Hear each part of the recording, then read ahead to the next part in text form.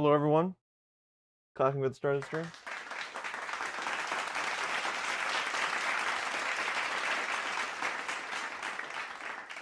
We're back with another stream for the bear build, but today it will print.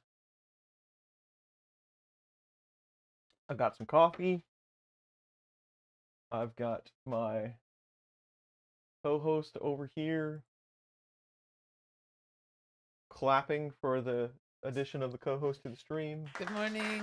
Hello, everybody. Good morning. How are you? How are you doing this morning? Me? Yes. I'm fantastic. Excellent. How are you doing this morning? I'm real good. I went to bed early, got up early. My kind of day. Had good breakfast. I went to bed late, got up early, but I did have good breakfast. So I'm not as chipper as I should be, but when is that actually a thing? Yes. So, the bear build, Red Bear, it will print today. We got pretty far last time. We could have printed, but I want a few more features in the firmware configured before we do that. I have a few plastic pieces that I would like to install, a couple of covers. I want to clean up the wire bay just a little bit. But having said all of that, we'll probably spend 45 minutes or so getting things corrected, and then we will print.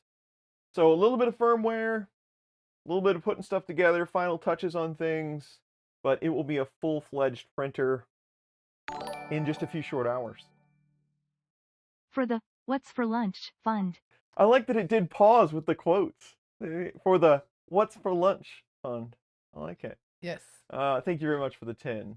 That was Mr. Rogers. Thanks. Not the Mr. Rogers, but Andrew Rogers. Thanks, Andrew.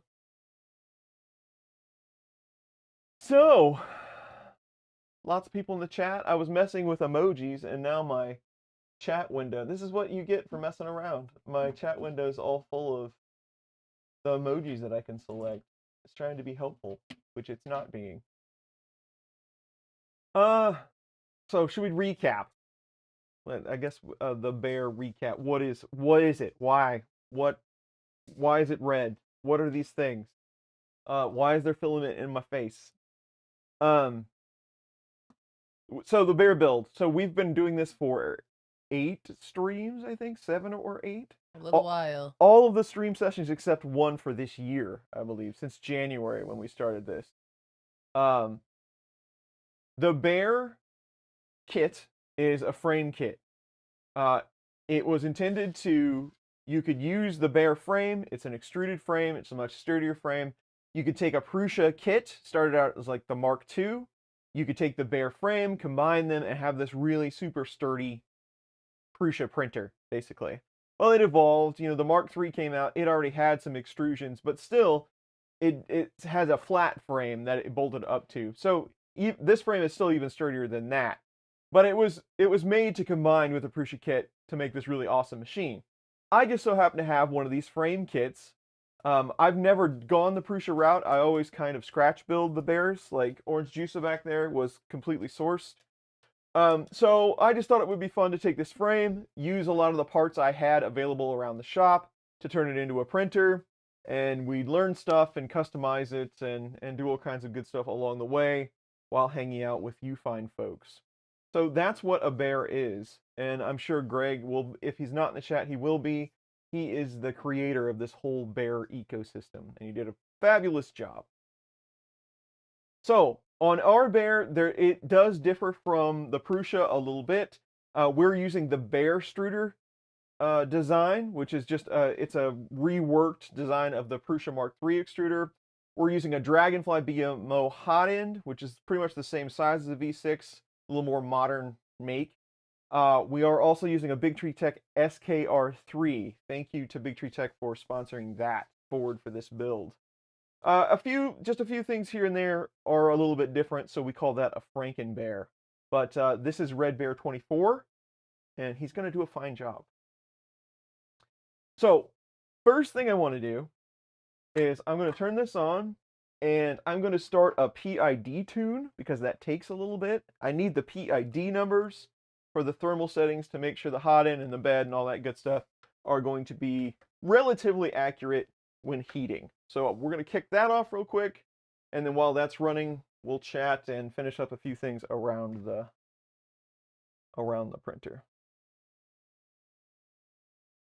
I added a bunch of scenes last time so that we could screen, so we can have you down in the corner, but still look at the screen. So we're going to do this for a second. We left off last time. We needed to set the probe offsets. I already punched them in. I haven't compiled and flashed yet, but we have a few things to do before we can do that. So I'm just going to bring up Pronter Face. Hopefully I have it. I was going to say, there could be no way I don't have it on this machine. I use it every 5 seconds. And I don't know if we set the 250,000. Probably we did. I think that's default. Yes, we did. Okay, so PID tune M301, not 310, 301. You need your, what is that, S? E0? So it's C for how many cycles you want it to run. I believe S is temperature, 210. So we'll go for PLA. What is the first character? I think I always just do E0 for hot end. What does this bring back? No, it's 303. 301 is to set it. 303 is to start the auto tune. There you go. So now it's going to heat the hot end up and then cycle it back down, trying to get a good PID setting so that the temperature doesn't jump up and down randomly while you print. And it'll spit out numbers, and then we'll plug that into the firmware here in a minute. Next. Glenn Hogue is gambling the weekend away. Gambling the weekend He's away. playing. All right. What do you play, Glenn? What is your game? I am a blackjack person myself. When I play, I haven't played in a while. It's kind of, but I played blackjack when I feel like playing. And then sometimes I'll play like some, if I'm just goofing around and wanting to get my free drinks, then I'll sit and I'll play the pennies. And I'll play, I'll just play the slot machines, or I'll sit at the bar and play the video poker. I like that one. But yeah, I'm going to Las Vegas in July, and it seems like it's all about experiences now. It's not, I mean, yes, there's gambling and there's plenty of that if you want it. There we go. But hey Keith, how are you? Good morning. Will you be setting the Red Bear up with Octoprint? That is affirmative, right? That's correct? Octoprint? Yeah, I'm guessing it will have Octoprint in some way, shape, or form. I think we're gonna do like a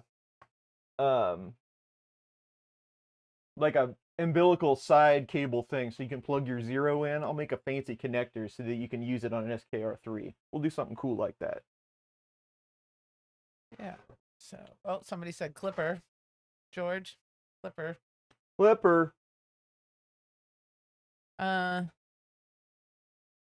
Anyway, so that's me. I'm Glenn's a slot player. I play cards. What's that one where you always lose a bunch of money? That's the one I play. Yeah, no kidding. Well, that's pretty much all the others. Okay. So, like craps. I think I lost $200 playing craps once in about 20 minutes. Very exciting game. It was a very exciting 20 minutes. And then you didn't eat for a week. And then I lost money. Yes. So, but and all the odds are always in the favor of the house. It doesn't matter. But it goes a little slower.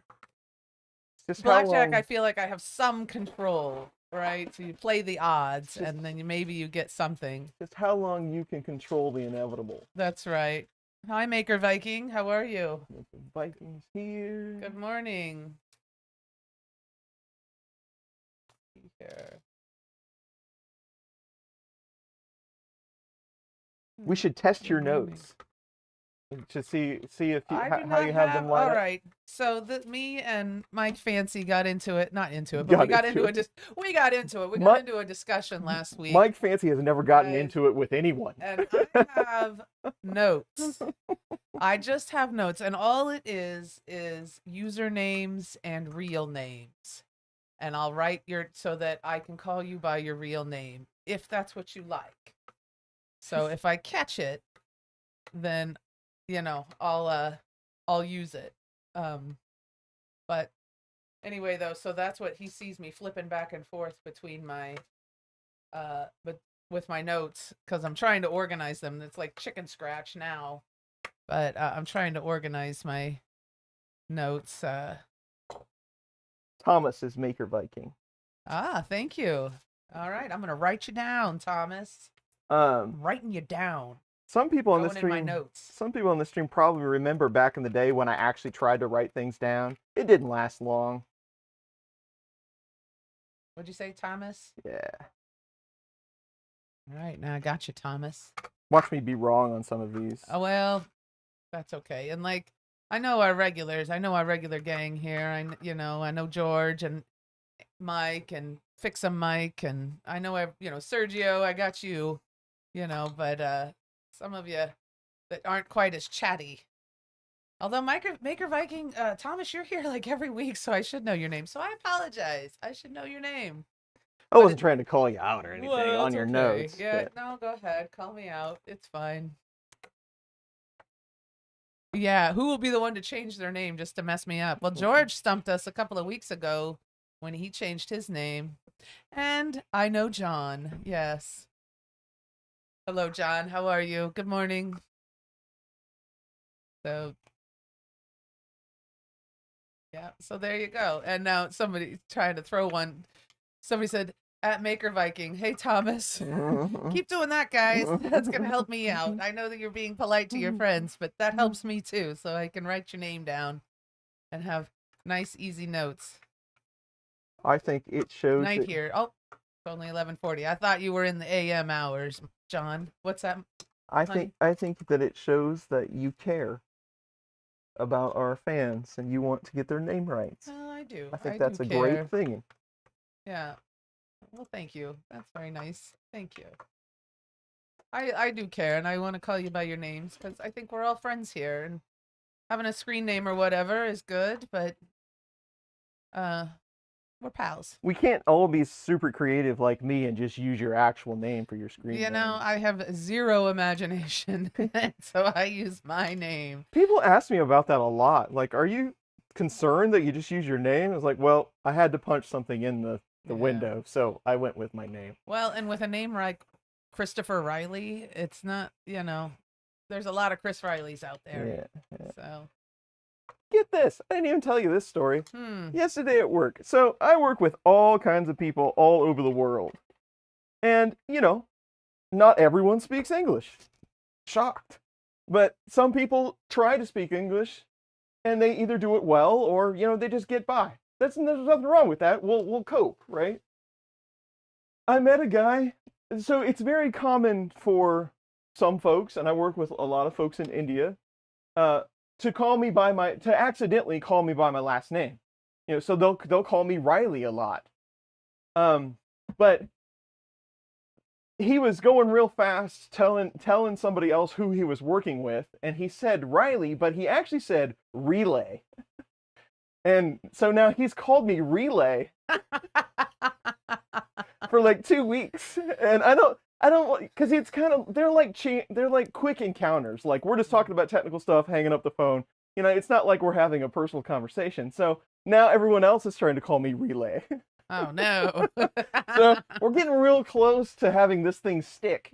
But I think it's kind of funny. That's the only reason why I It's don't funny. correct anyone. Well, but and in passing conversation, if people get my name wrong in passing conversation, I'm not going to correct you. I don't care. I know who you're talking to. I talk with hundreds of people a week. There's no way. Absolutely. It's all good. Yeah. But I did think that was funny. Relay. George says, put the bear skirt on the bear build. It's modeled after the Voron skirt. The bear skirt, huh? The bear skirt, apparently. Andrew, we are making Jello shots. It's happening, and we're getting closer. Angie Goodhart has agreed to help me. That's Jeremy Lucas's wife. Has agreed to help me. And she's gonna make some, and I'm gonna make some, and we're gonna enjoy. We're gonna do our Jello shots this year. And we had to promise little Zelda, Jeremy's daughter. We had to promise Zelda that we were gonna make some kid-friendly Jello shots as well. So I'm gonna make a couple of those, and she's gonna help us pass them out. We got our little shot girl. She's 7, passing out Jello shots, but she's just so good at it. This girl has a future in cocktailing. So, but anyway, we got a little shot girl all lined up. And we're gonna do it, Andrew. It's gonna be fun, I think. But yeah, I'm doing it. I think I'm thinking for me. I don't mean, and then it's up to Angie how much she wants to make. That's on her, and I don't want to put any pressure on her. But I think on my end, I'm gonna try to make at least 100. Woo! Yeah, it's gonna take some doing. How many did you make last time? I made like 35. Oh, It was a joke. I didn't get halfway through the room. Everybody likes Jello shots. Everybody has room for Jello. Who were those guys from? They were passing out at Murph last year. They were passing out the pins with the little. They're new and they are Asian friends, and they were passing out the pins with the rulers on them. Oh, was that the Mintian folks? Mintian, yes. Yeah. The Mintians were there. And, I probably don't give them enough credit, English being their second language. I was kind of nervous about giving them shots because there's alcohol in there. I don't know how you feel about that. There's alcohol in there. And I'm hoping that they got us, but they took them. So everybody's getting shots this year. I don't even know if I should warn you. I think I should just let you have it. It's funny. So those are some of the nicest people too, man. They were just really super nice. Yeah, they were nice guys, and it's all in the name of community, Well, handing out shots. I showed up at the table, and I had never spoken with that person before. I work with someone else at Mentian, of course. And then I told our folks later, and she's like, "Oh, that's my boss." I'm like, "Oh, okay, cool." But I showed up, and he knew exactly who I was, and he was trying to give me like boxes of tea, and like he gave me all sorts of cool things. He was really, really a nice person. Yeah, nice people. Yeah. Everybody's nice though. Yeah, they can have a good time. Jeremy Lucas says, "Oh, Andrew's making a new shot glass. I can't wait." Yeah, and Jeremy says, yes, she's gonna hand them out, and she needs her own, and she reminds them all the time. Mike's worried about an underage barmaid. Which I guess he meant to make private. Sorry, Mike, I just outed you. But there is this year. So, and Glenn Hoag's gonna bring beer. Only a 6er this year, Glenn. We don't need 12 this year, buddy. Just a 6 or a large bottle. We got 22s, and some of our microbrews come in 22s and 24-ounce bottles. That'd be nice too, when we could share. And I'll bring beer to share. Chris will bring Miller Lite to not share. Or maybe not even drink. You never know. Maybe not. Most of the time, by the end of Saturday, I'm too tired to even drink much. Yeah. I'm ready just for a nap. Yeah. So there you go. We're gonna All bring right, some did it work? stuff. It worked. All right. We'll save that for a second because I'm going to run one for the bed. Bear skirt. 3-bar D printing. Good morning. Northwest Missouri. That is us as well. Where are you from? Derek, 11 months. Man, have we done Prusa memberships for 11 months already? I guess so. Ever considered a Prusa wire? Prusa wire. So I'm not exactly sure what combination that is, but I did have a switch wire, and it was okay, but I really don't feel like the Z configuration was, I mean, it was cool and everything, but I never used it much. So I did a giveaway, and now Mike Fancy owns it.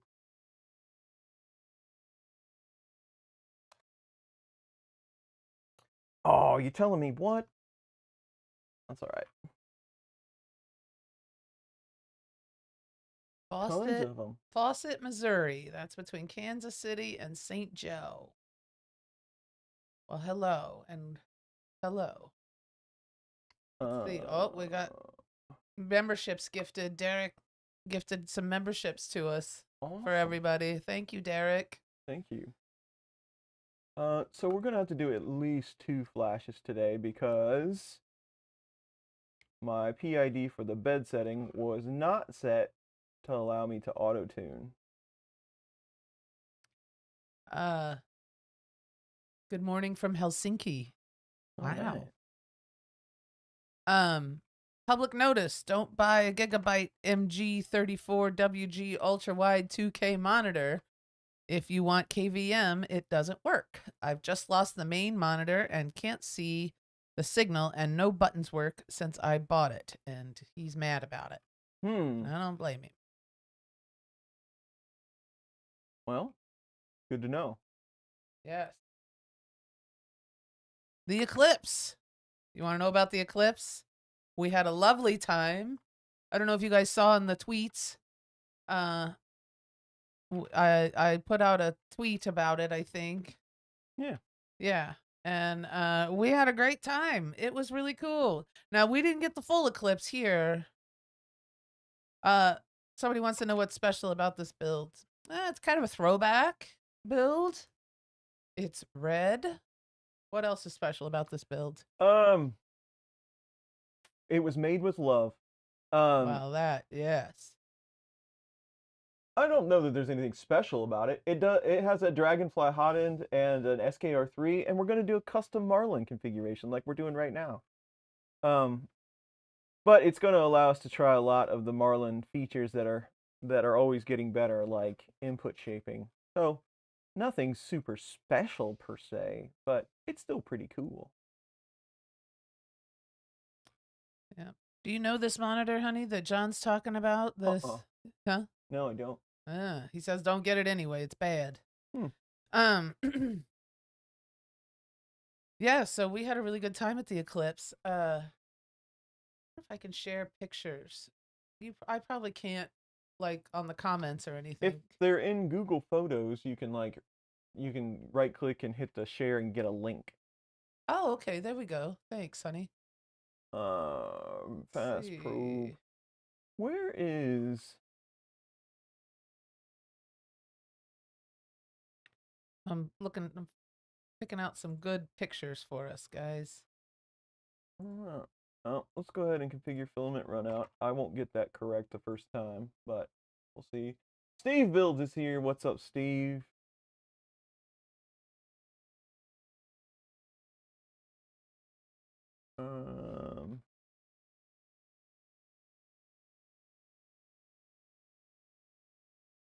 Homing feed rate. That is one of the things I'm looking for. All right, gang. Here's a link to a few pictures, not a whole lot, just a few little silly things. Chris and I grilled hot dogs. He fired up the grill around noon. The Eclipse started around 12:50. We ate hot dogs and pasta salad outside, and we hi Steve, how are you? And then yeah, we just kind of hung out outside and watched the Eclipse. We don't have a lot of shade at that time of day, so we didn't get the cool pictures. There's some pictures where the Eclipse is shining through the leaves on the trees and it's making little crescents. That's kind of neat. I seen that on the other stuff. I was insanely jealous. But we did get to witness the Eclipse and enjoy eclipsing and just being outside. It was a great day. Wasn't it nice? It was pretty nice. Man, it was like 70 degrees. Sun was shining. The sun was eclipsing. The temperature dropped like 5 degrees. It was really sunny there for a while, but then something happened. It got kind of dark. I'm not quite sure what happened. Got a but, little chilly. I'd run inside and get my sweater. The temperature dropped like 5 degrees. That's crazy. And I didn't really. Chris was saying you could feel it get colder. Yeah, you could. And it you was sure definitely can. colder. It was cool. It was really cool. We didn't get a total eclipse. No, we got like 98%. So there was a little thumbnail left when it was at its peak, when it was doing its totality thing. We got a little thumbnail on and it went across kind of, so if you're looking at the sun, it went from bottom right to top left. It kind of went that way. And so we got a little crescent sun. So it never went totally dark. Now the one in 17, we went dark for that one. And we tried to get a time lapse, gang, and it just didn't. It didn't get dark enough for us. So no time lapse this year. But did you have something, honey? Or are you No, just hanging out? so it's special because you get to hang out with Chris. I like it. I'm the special seasoning for this bear build. That's right. What did we blow up? Did the birds get quiet? They did. They got quiet. Now, this time of year, we don't have a lot of nighttime bugs. So it didn't get but the birds did settle down. Yeah. Any conspiracy theories out there about the eclipse? Anybody have any freakouts? Mike, you had totality where you were, Mike Fancy. You said it was going to get nuts. I did see a lot of people were talking about drive safe and don't pull over on the highway so you can watch the eclipse, things like that. So. Yeah, Mike was saying it was super cloudy over them. Yeah, that stinks. Did it at least, George, did it at least get dark, or did it do any, could you see a little bit through the clouds? Anything? Tim Rice works at a library. Overcast skies dampened the event here. What a bummer.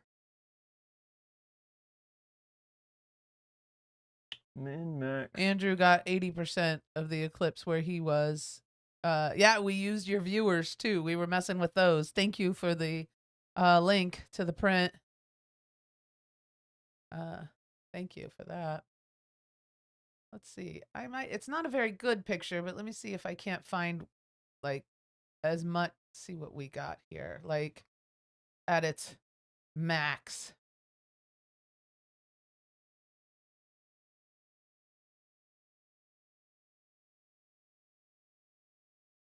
X. Here. No, I want X. I started watching and I stopped. Max minus 10. I kind of stopped taking pictures after a little bit. What? And then Y min plus 10. That's why it didn't work. Because I don't know how to do math. Math's hard. The math isn't mathing. Keith's as soon as I figure it out, then Keith has it in chat. I should just wait. Yeah, just hang out a second. He knew exactly. We're sharing a brain on this one. I think that's all the changes I'm gonna do. So I'll transition over to this. Demon Girl is our mascot for today. Ooh. You probably saw the time lapse. It turned out pretty good.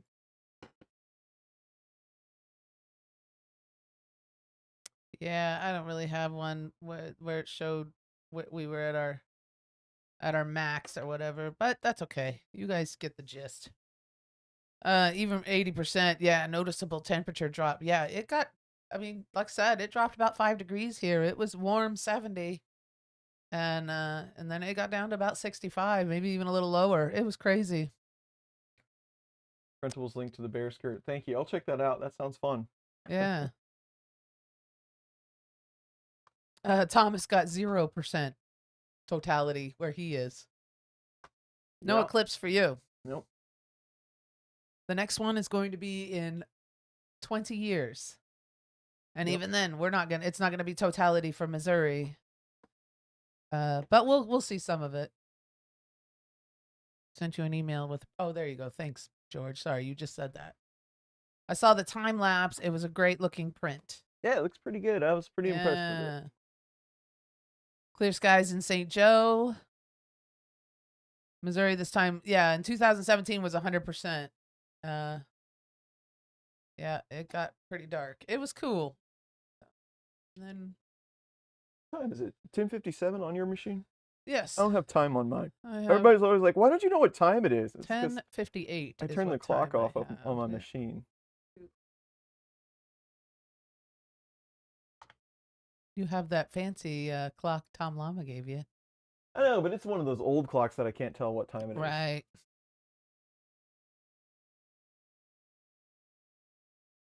The next one in New York for totality is 2079. 50 years, huh? More than 55 years. It'll be a while. I've been working on the same issue with my doctors, trying to explain to them why 13 and a half plus 10 cannot be done in a day. Yeah, no kidding. This case worked out fairly well. Oh, whoops. 10, 12. I did make this scratch for this board, but I think I need to move the wires just a bit. They're just a little too tight. But that's such a pain to move something you've already designed.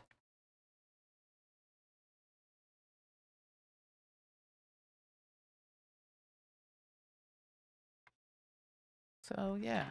How's everybody today? It's going to get hot here today. 85 degrees. Summer is going to be here. What am I? Oh, the link in the bear link. Yeah, I guess I could do that, couldn't I, George? What? Print that link for, or put the link in chat for everybody. Can you do the links in chat? Did he send it? Where'd you send it? Yeah.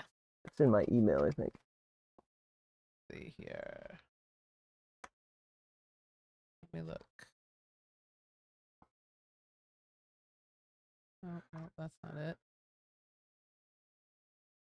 Did he send? There it is. Let's see here. We're right north of Kansas City. Remember too, kids, if you're doing EEPROM with these machines, run your M500 and your M502, because things like probe offsets will be stuck in there. Am I looking at it wrong? Do you have, I know you're busy, honey, but can I you am. open that email for me? I'm not seeing the link.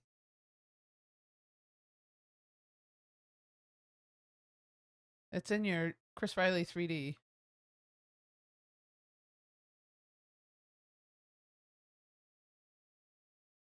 We're in Kansas City. Well, Liberty, more specifically. Did I miss it? I'm just going to grab it.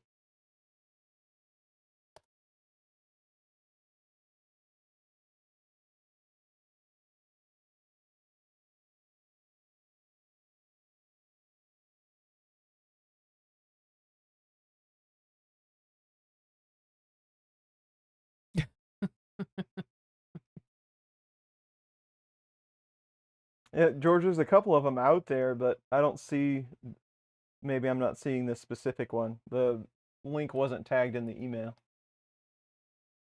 Or maybe I was seeing things or not doing it right. Well. Yeah. Okay, so try again, George, and I'll keep watching. I need some... If you don't mind. I know you're probably busy too. But...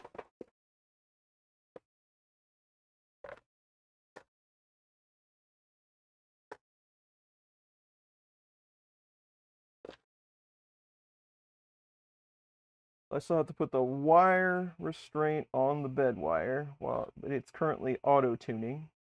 Chris Gulata. Yes. That's a great name. Good morning. He's here, and he's saying good morning. There, we got it, George. Thank you. Chris is old school. He's been around since I started.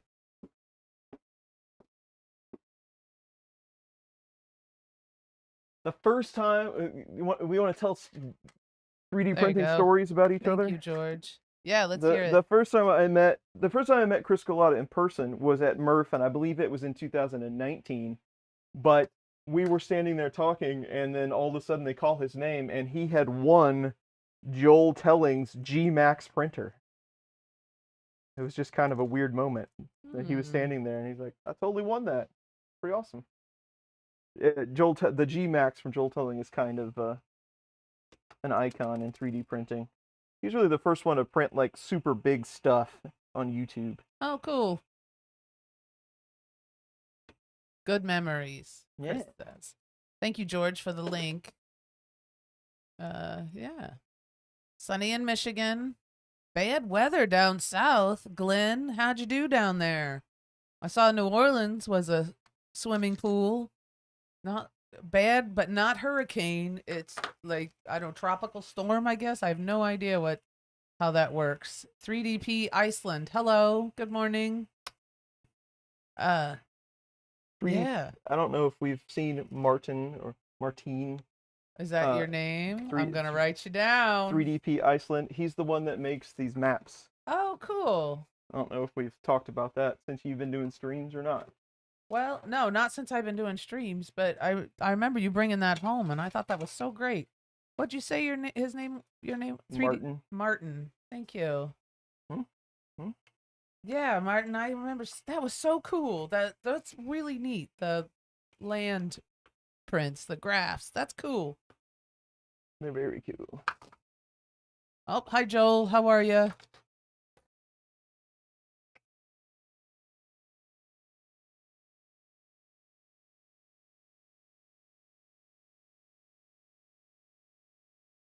Hasn't been online very much, but now you're here. What's the weather like in Iceland? Probably getting pretty nice. Yeah, it's probably warming up. You know, it rained a lot, Glenn says, down south. Yeah, I guess it got real nasty down there. It's been great up here. I'm sure that, Let me rub it in. Yeah, I'm going to rub it in. Today, 85 and sunny. I think a little windy today, but nice day. Tomorrow, 87. Ridiculous. Already, not even May. We're up to 90 degrees, almost 90, 87 degrees. It's going to be crazy when I leave the basement. Get to enjoy some of that weather. Joel is a bit jet lagged. Where were you, Joel? Where have you been? And were there Jello shots there? And were there Jello shots there? And Little Caesars. Good weather now, but 0 C. What's that for us? 35, right? Is 32. That 32 degrees? That's freezing. Yeah, 32 for us. Cold, but nice. That's okay. So you have to adopt the Midwestern. There's a Midwestern thing for that. They say, it's not too bad in the sun. In the sun. That's what you say when it's real cold outside, but the sun is shining. Oh, it's not too bad in the sun. The wind's not too heavy, not too big, right? So like a light wind, not too bad in the sun. And there you go. Good old Midwesterners. Good old Midwesterners. Mike says, don't leave the basement. It's a trap. It's a trap. It's a trap. I agree. She's always trying to bring plates of food to the top of the stairs. To Just lure you up. Come out just for a minute. Yeah, nope, not doing it. Only to make you do chores. It's like a possum in a trap. Yeah. No, we're not gonna make it to Rocky Mountain this year. That's next weekend. Next weekend. We're no. Oh, nice. Joel was in Barcelona. Sweet. Nice. Vacation? Work? His luggage is still in Germany, though, but at least you're home. Yeah, you didn't need that luggage anyway. It'll get here when it gets here. Fine. Those clothes are dirty now anyway. Tim Rice says there's no bad weather, just bad choice in clothing. That's probably a good idea. Mike Fancy suggests I leave a trail of gummy bears going up like E.T. Ooh, yeah. and the Reese's Pieces. That might do it. That's not a bad idea. Yeah, no Rocky Mountain, but we're still kind of, maybe Murph. We'll see. Probably Murph, but you know how it goes. Oh, Glenn's going to Rocky Mountain. Good. Good for you. Say hi to everybody. Keith says the skirt doesn't account for the bottom corner plates used on a... Oh, he's talking to somebody. I'll be quiet. Sorry. Negative. You're speaking to 1. somebody specifically. I don't need to read those out loud. Yeah. So, what's the weather supposed to be like next weekend in Colorado? Does anybody know? Going to be nice there. When we went last time, it was chilly but nice in the sun, and but the weather was pretty nice. overcast most of the time, if I recall. Do you think so? Was I it? believe it was. Oh, I thought it seemed I kind of don't nice. know. And have a good time driving through Kansas, Glenn. It's- He might. I mean, yeah. you I may guess. enjoy that. Well, he'd have Well, to. or you kind of maybe take a corner. I don't know. Maybe you can cut across Texas and then shoot up. I don't know, but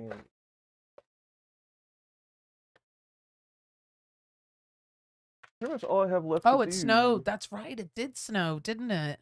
Yeah. Yeah, Little it bit. did. A little bit. Little snow. Nothing major.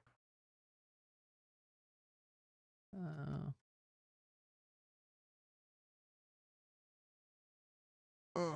Man, those things are way tight. They're going to drive across Kansas in the dark so they don't have to see it. Well, watch out for critters. Probably best. Yeah, probably best. Oh my God, there ain't nothing out there.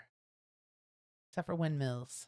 A lot of windmills. And a very large Picasso in Goodland. Oh yeah, I forgot about that. Oh. Flying out of Nashville. Glenn Hogues is going to fly. That's probably a good choice. I was gonna say that's a long haul from Alabama. That's probably not too bad a flight, is it, Glenn? Couple hours, 2.5 maybe. Not terrible. I think Nashville for us is not quite 2-hour flight from Kansas City to Nashville. Not quite 2 hours, so maybe another hour or so on yours. Yeah, we were at the pool and the kids went out and played in it in their swimsuits. Then you jump in the hot tub.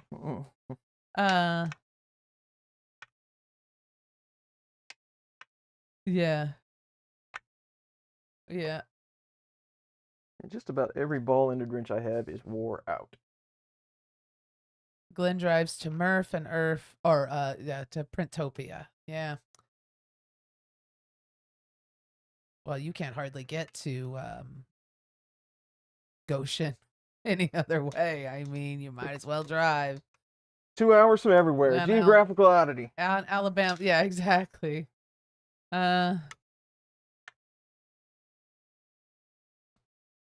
Flying to Rocky Mountain, but driving to Murph. There you go. That's, yeah.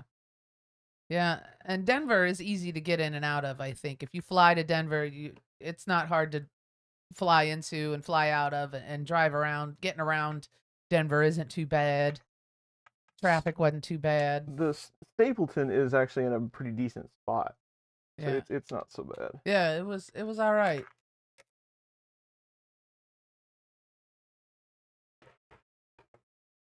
Hello.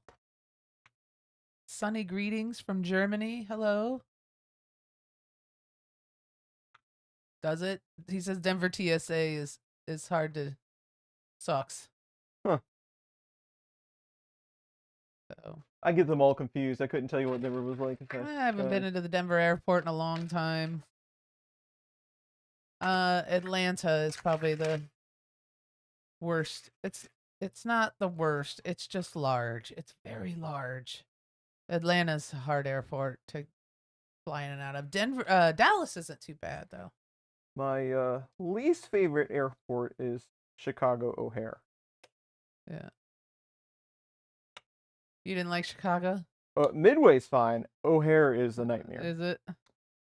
It's the biggest building I've ever been in. How long does it take us to get to Murph? On a good day, 7.5, 8 hours. If we are just cruising, we can make it in a little less than 8. But most of the time, we get caught, and it takes 9. A lot of times there's traffic. And now last year, we skipped Chicago going that way. We ended up taking some back roads. And I think we made good time that way. Google sent us a different way other than like coming up underneath Chicago and then sort of driving along the outskirts of Chicago. And I think that took us almost 11 hours because we got stuck in traffic. Yeah. That was That I've had that happen going to Goshen a couple of times. That's a miserable bummer. sitting out there. Yeah. So that happened to Walter and I when we did that. No, that wasn't Murph. That was Perf. Yeah. We got stuck outside of Baltimore. Yeah. So 7.5, 8 on a good day, 11 on a bad day. If Google gives you an alternate route, I would suggest you take it, even though it might be a little weird and you're going into some smaller highways and some back roads. That was a really weird. That was strange, and you're getting nervous because you think you're lost. I swear some of those roads were gravel. Well, they could have been. Google will take you wherever, So, what motherboard drivers does the Bear have? This is an SKR3, and they're 2209s, so it's all Big Tree Tech, because they provided this for this build because they're good humans. Yes. The Glenn Hogue says Murph is 8 hours from him, from as long as he misses Indianapolis rush hour. Yeah. Looks like Rocky Mountain's going to be 9 hours for him, for 3-bar D. He's the one that's in between here and St. Joe. All right. Yep. Back roads may not be faster, but they are less stressed. That is true. I just don't like sitting in traffic. I mean, maybe it'll take just as long to get. I just don't want to sit there. Frustrating. All right. All the pretties are on. Outside of like zip tying the wires, all of the hardware is done. It's complete. G-Bell, I think we're going to do Marlin on this build. We are running Marlin as we speak. It's still doing the auto tune. John says you drive on the back roads and hear dueling banjos from the bush. Yeah, I was gonna say you get to meet the most interesting people. I believe that is in Glenn's neck of the woods. It was Deliverance, wasn't it? Was that Georgia, that movie? I have no clue. Any shows on the East Coast? Yes. Printopia is on the East Coast, out of Baltimore. Bel Air, Maryland. Bel Air, Maryland. You should go. That is in the October time frame. Yes. It's still very pleasant there. It's usually like the last weekend of September. Go have some crab cakes. Good stuff. Where are we at? What are we doing? We're PID tuning the bed. It's got one more cycle. Oh, it just finished. And then we're going to let me update this in the configuration before I lose it. Scrolling. Glenn, I want to say Georgia. Somewhere in Georgia where Deliverance was set. Either way, that's a really scary movie. Because it could happen. No. Not now. Only in the 70s and only to Burt Reynolds.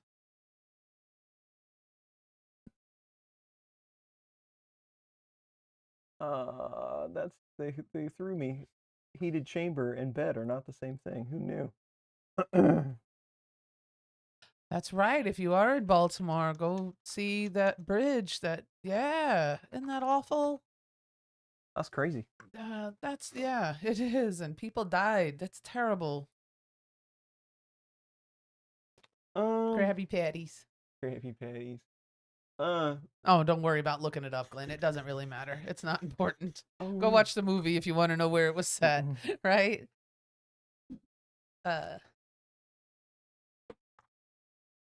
I'm going to torque the nozzle. Because I forgot to do that. Torque the nozzle. Oh. That did not sound good.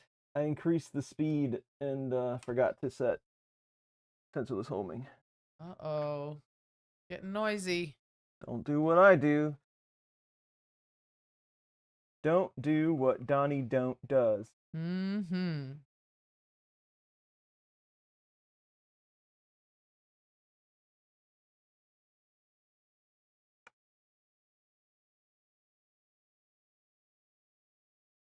17 hours to Rocky Mountain. Can't decide if I want to stop somewhere or power through. That's a long drive, my friend. Where are you coming from, Joseph? That might determine.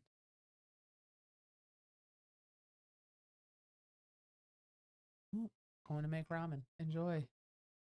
He's gonna go make ramen? George is going to make ramen for lunch. Sweet.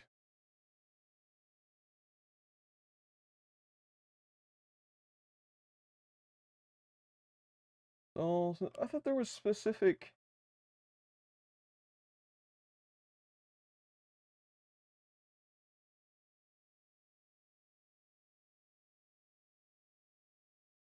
Sensorless homing speeds nowadays.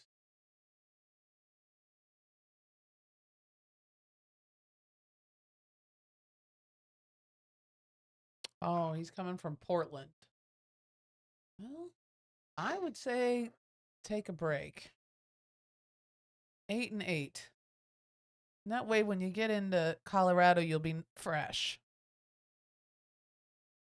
Well, I mean, you'll be coming off an 8-hour drive, but you won't be coming off of a 17-hour drive. So, you won't want to go, it won't be so bad. Or do the bulk of it on the first day, and then the second day do like 4 or 6 hours, That won't be so bad.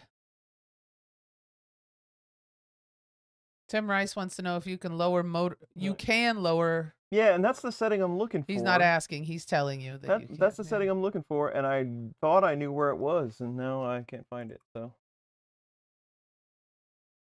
Well, and Joseph, you got to drive through some mountains and stuff too to get. That's going to be a hard drive, I think.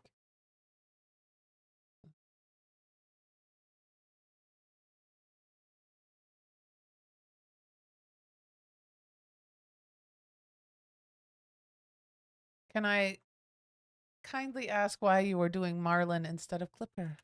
Because Marlin is awesome. And there you have it.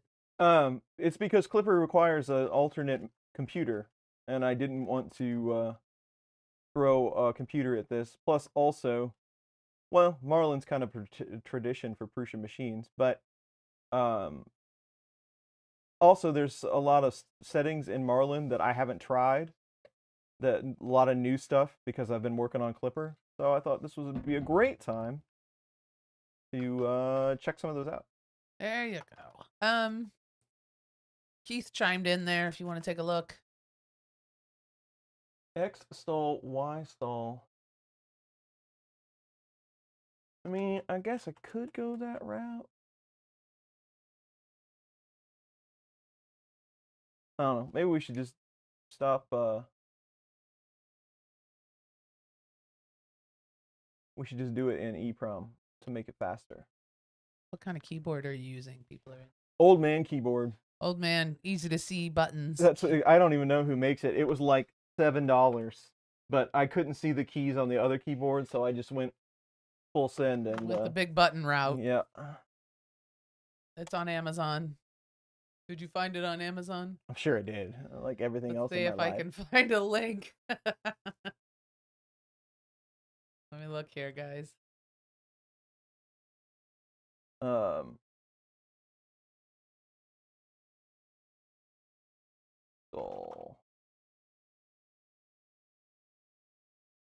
what is it again? 90.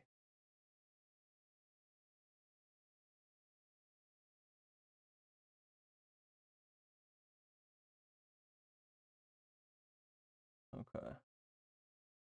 Let's do like X.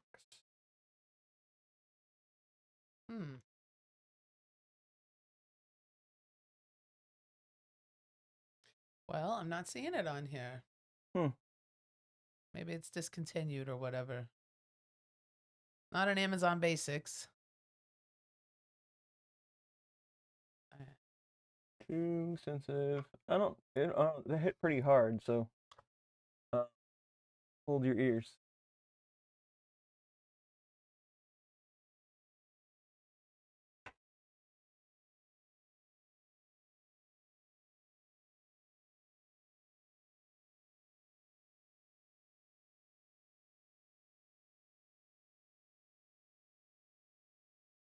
Oh, here we go. Large print computer keyboard.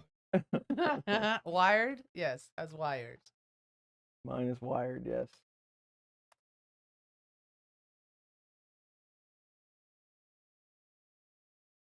There you go, gang. It's not the greatest keyboard in the world, but No, but the buttons are nice and big. when there's lots and- of light in the room, the keyboard's hard for me to see. So, it does fix that issue.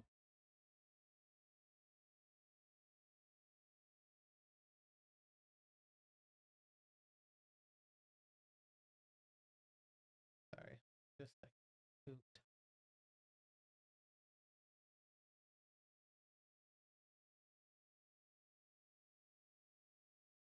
I might just have to deal with slow homing to get this to work quickly.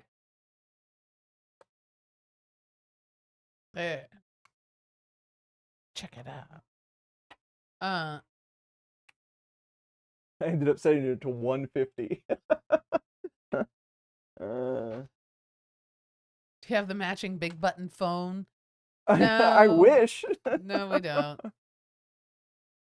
We haven't had a phone in years. Now, I do remember them from when I was younger. Like my grandmother had one. She had a rotary dial too for a long time. And then she got upgraded. Tim Rice says the nice thing is that you won't have to reset EEPROM when you reflash the firmware. I was Yes. exactly where you are a couple of weeks ago. Yep.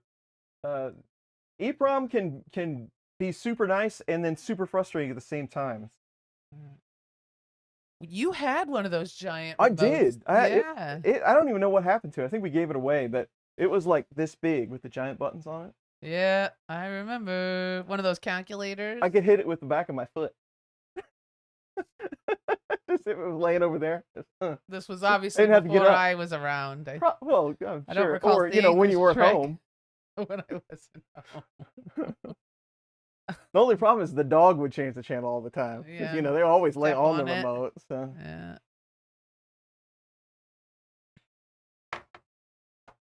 All right. So I'm gonna torque the nozzle. Is there anything else we need to do? We have to do first layer, but we'll slice something for that. Baby step is enabled. I did turn linear advance on. That'll have to be tuned later.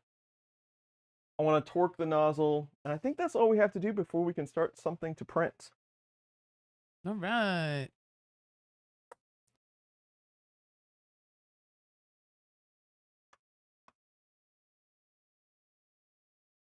Sergio has to go to the grocery store. All right. See you later, Sergio. Have a good one.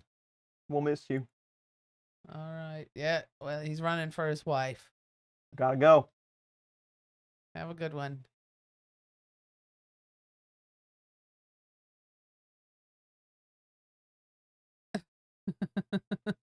Still using a Nokia 3330. I never had a Nokia. I was a Motorola girl. I had the flip phones. Tell them how you hang up on people. That's right. You have to do it with gusto when you're mad at somebody and you're flipping the phone closed. When I first You met gotta- you, you told me that, You got to do it with feeling. and I thought it was See if hilarious. I can do this.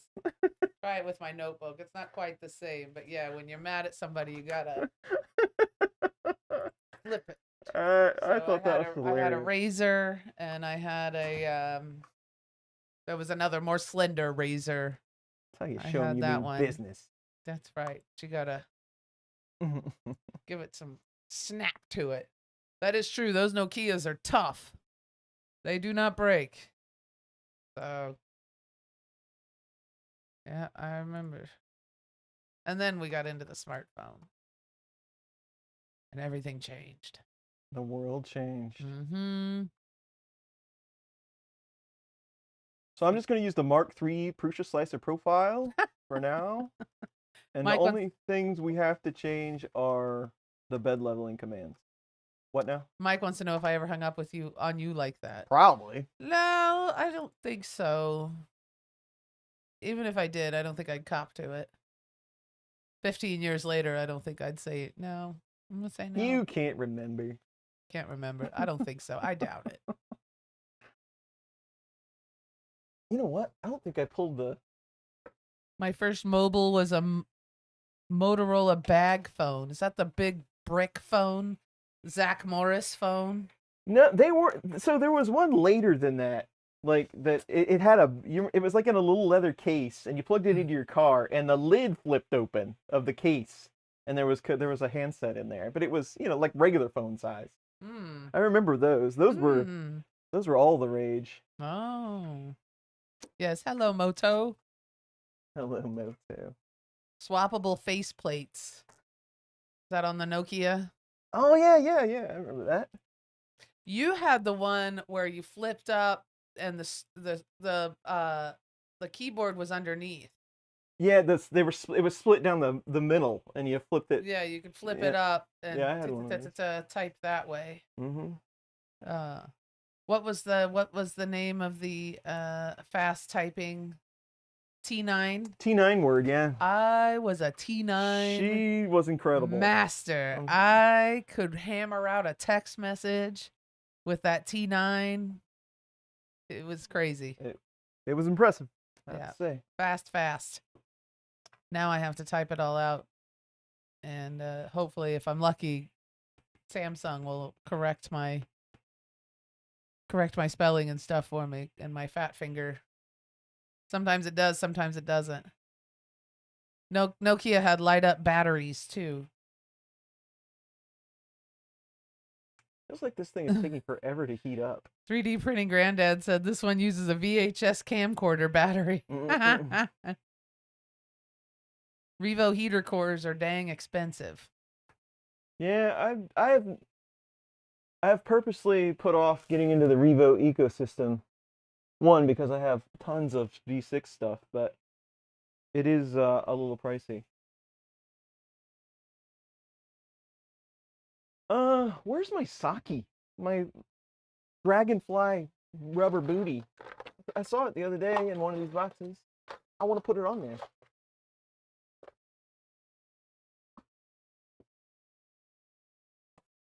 So are we, who's here? Samsung or Apple? Are we Android or Apple people? Most people are Apple people. I would kind of like to know the market share on that. Like, is Samsung even still keeping up, or I don't know. Is it possible to install Clipper on a Prusa INSI? INSI. And still keep the Pi Zero connected via the board /pin/serial instead of standard USB? Yes, you can do that. It's not that straightforward. Yeah, there's some stuff out there on the GitHub where you have to flash a bootloader, a specific bootloader over to the board so that you are enabled to load that Clipper file. There's some doc out there, but again, it's a little more difficult than it should be, but it is doable.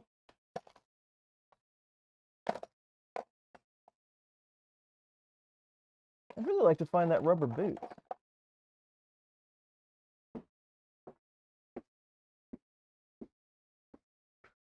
See, I told you I was going to put all this stuff in its specific bin, and then I didn't do it.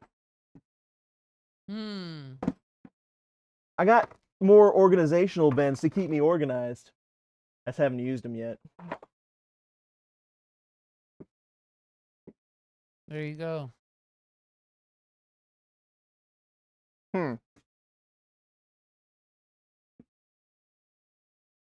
There's no way I would have put that away, where it belonged.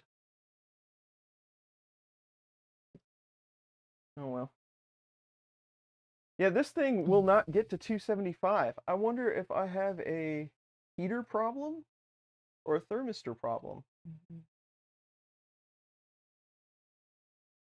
I don't know. Oh, there's thermal runaway. So what does that tell you? That means that it took too long to get to the temperature you requested. Is what that's what thermal runaway is. It protects you from your machine burning down if like the heater fell out. Alrighty.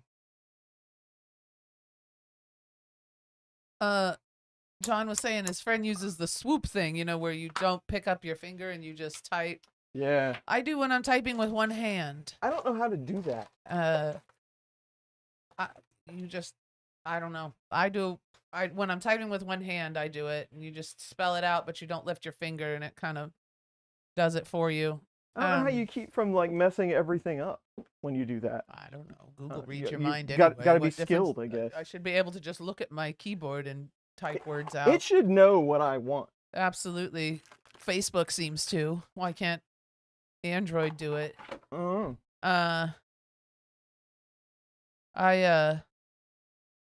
We've got a few Apples and a few there's Androids. sweet- We're Android users. I got the S23 and I really like it.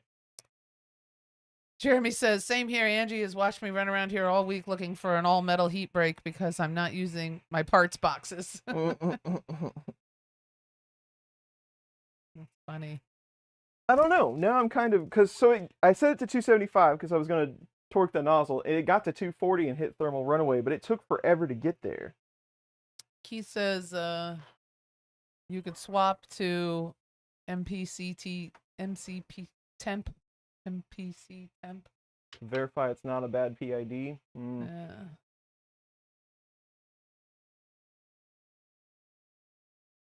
Could. Kept getting weird errors until I switched to 115. Whoa. Well, I don't know that these are.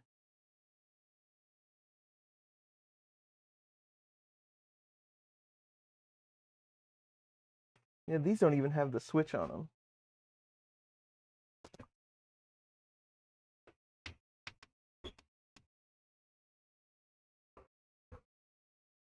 And I don't think it would be a connection problem. Yeah, people are telling you to check the temperature. That's easier said than done, unfortunately.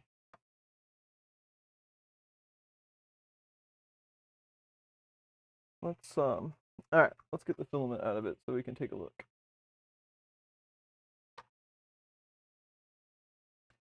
And I said it to you, it is using an E3D thermistor, and that it's set to number 5, so, and it does have a genuine 24-volt E3D heater. Someone and he says, it sounds like the calibration is off. It could be. I was messing with it while it was doing the calibrate. Mike says the bear must print today. You promised, but no pressure. No pressure. That's funny.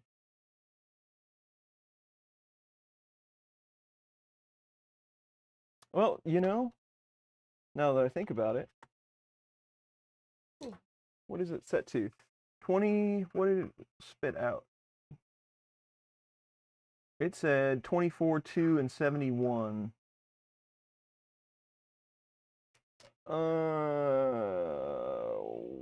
Wham 503. I think the only thing we updated was M914.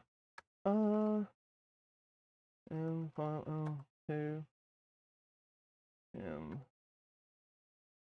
M4. Y. M503. Yep. I forgot to load EEPROM. So let's see if it will do 275 now. Quickly. Oh yeah, it's moving much faster now. Problem solved by chat. I have a gun, but it never works out very well on the Chrome. You promised. And I found my sock. It's all gravy.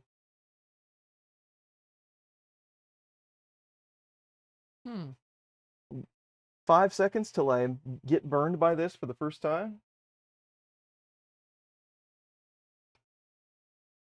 Is Tom Lama here? No, I haven't seen him. I was gonna say if I'm he sure is here. he'll rise up out of the floor now. Yeah. He'll just show up. He'll swoop in anytime. If he is here, I have not forgot about you, Tom Lama, and the parts that I'm gonna send you. I'm just looking for the perfect box. John, he's asking how you do the swoop thing. I think really it's like it just takes the first or second letter and then kind of goes from there, you know, and sort of narrows it down. It's not always correct for me, but it's close enough. The problem I have is the instinct to not lift your finger. Yeah, you have to keep going. Just drag it over. Yeah. And you can pause. I pause a little bit too if on I don't know. I don't know. They're not carbon fiber, they're just powder coated black. Good question. I get that. I've been getting that a lot. That's right. If Tom Llama was here, he would have yelled at you about your clock. Yeah, he would. Is a 3.5 inch touchscreen unstable for clipper screen? Is it better to go for a 5 or a 7 inch? I don't know. I think the 3.5s are too small, in my opinion. That they're hard to use. The 5's decent, but I mean, I feel like I almost need to get like the pencil eraser out to hit the buttons on the 3.5. But that's just me. Maybe other people have a better experience. Yeah.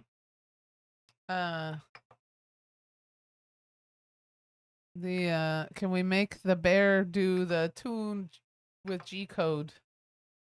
Dude, play music with like G-code? The dot matrix printers could do back in the day. Heck yeah.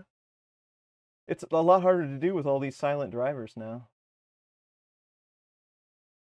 Oh, on the phone. No, you do it letter by word for word. So you type the word, lift your finger, type another word. Now that might be different for apples. He says lift your finger for the whole phrase. No, just each word. And then lift and then go back down. And then swipe and then lift and go back down, you know. But that's for Samsung, so I don't know. Yeah. Doesn't like my SD card either. Hey. Print, your demon girl prints a little bigger than I thought. It was. Looked on the short. Yeah, it's pretty good size. Yeah, nice. It says SD card okay. It just can't read my files. That won't do. So swoop is like doing cursive. Yeah, I guess so. Yeah. And I'll stick to my keyboard. Yeah, pretty much. I don't know. Like I said, only when I'm doing if I'm writing with one hand, like when I'm driving the car. You don't do that. Then I might use that. Sometimes I just turn on the microphone and yell into my phone what I want it to say. That's today's equivalent of slamming the phone shut. That's right, yelling at it. Enable the SD in the firmware, somebody says. I believe we did that the last stream. Yeah. The Pronterface says SD card okay. Huh. There's something wrong with the file. Except for when I'm using the microphone to like type out messages when I'm saying, you know, like I'll be there in 5. I try to tell it to when to use periods and commas. Don't do that. Don't try to tell it punctuation because it's going to spell out period and spell out comma, and that is very annoying. So phone is telling me I'm phone's telling I'm being too controlling for the phone. So I just say what I want to say and let it sort it out. And I figure anybody that knows me can figure out what I'm trying to say anyway.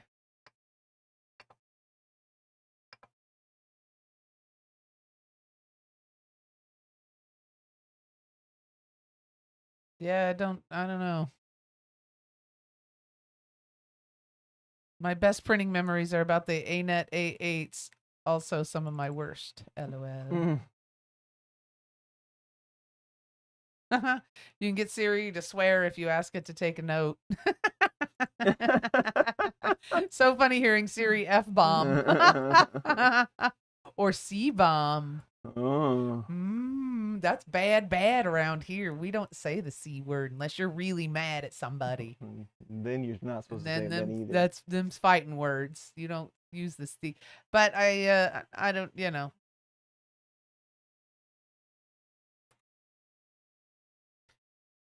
All right, let's see what it does.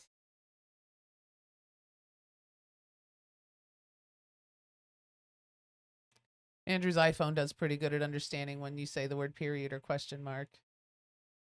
Eventually, it'll figure it out. Like for me, now I have had an update and I have not been able to use the mic. I haven't used the microphone yet, but if you let it sit for a second, then it'll put a period on there and not type the word period. But if you get in a hurry and you just like, I'll be there in 5, period. It'll type out period, and then you hit send. That's what it's gonna be. I'll be there in 5, period. It's gonna say that, and so. Anyway, I just don't use punctuation. Now I'm like a millennial. No, not even. I'm a Gen Zer now and don't use any punctuation because that's aggressive. No periods. Let's not get into that. Keith, it was not set to LCD. I thought that was like the default now, but it is set to LCD now. So next time I flash, it'll be fine.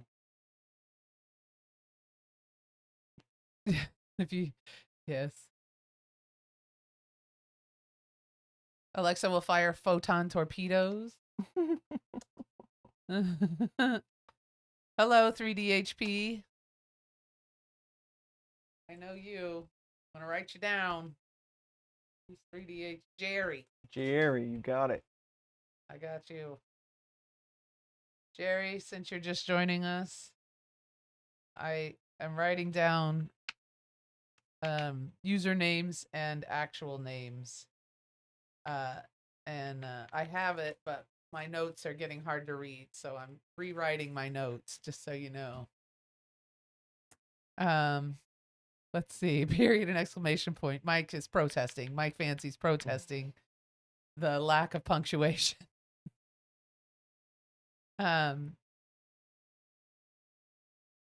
Okay, go mow the yard. Have a good day. Thanks for stopping by. Yeah, thanks for coming. See you in 2 weeks. We'll be back in 2 weeks. We gotta figure out what we're gonna do in 2 weeks. We got 2 weeks to figure it out. You guys got any ideas? Nah, I'll decide like a day before. Jerry says his Alexa just heard him. Heard me. That's funny. I did see that if you now I'm not a Harry Potter person, but if you say into your phone, the word that see, I'm terrible at Harry Potter. I probably shouldn't even have brought this up, but if you say into your phone, now I'm gonna have to look it up. Give me just a second here, but. Luminos, is that it? Thank you. Yes, yes. Das Faust. What does that mean? Saying that right? If you say luminos, then the flashlight on your phone will come on. Oh. It's a Harry Potter reference, and knocks, and the light will go off. I sent that to Becky last night. She's a big Harry Potter fan, my friend Becky. So I sent that little video to her. Thank you very much. Thank you for saving me because I am not a Harry Potter person. I don't watch. I believe too you can say like fuego into your phone and the light will come on. Yeah. Hi Alexa, can you beat Siri? I don't know. Anyway, thanks for the help there. Thanks for the assist. Anyway, I thought that was kind of cute. They try, I don't think the printer's getting enough power because now it wouldn't get to 60 on the bed. I don't think it's getting enough juice. Yeah. Yeah, Apple does it too. If you say luminous, the Apple light come on. Yeah, now and then say knocks and it turns off. It's a Harry Potter reference. I did not watch. I did not get into Harry Potter, and of all the movies that I've seen, and I really tried. I couldn't do Harry Potter. Does the hot end heat up right? It seems to. What is your PSU and how many watts? It's a Delta. It's a Prusa Delta PSU. I don't know how many watts they are, but it's enough to. It should be enough to power anything we got. Hi, Sergio. He's back. We're troubleshooting, shooting Sergio. We're trying to figure out what's going on here. Yeah, Greg, it's just the standard, yeah, Prusa Delta.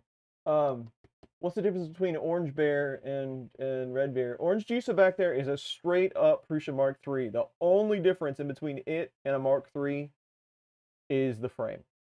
This one's Frankenstein, so it's got the Bear Extruder, different hot end, different main board. That one back there runs native Marlin.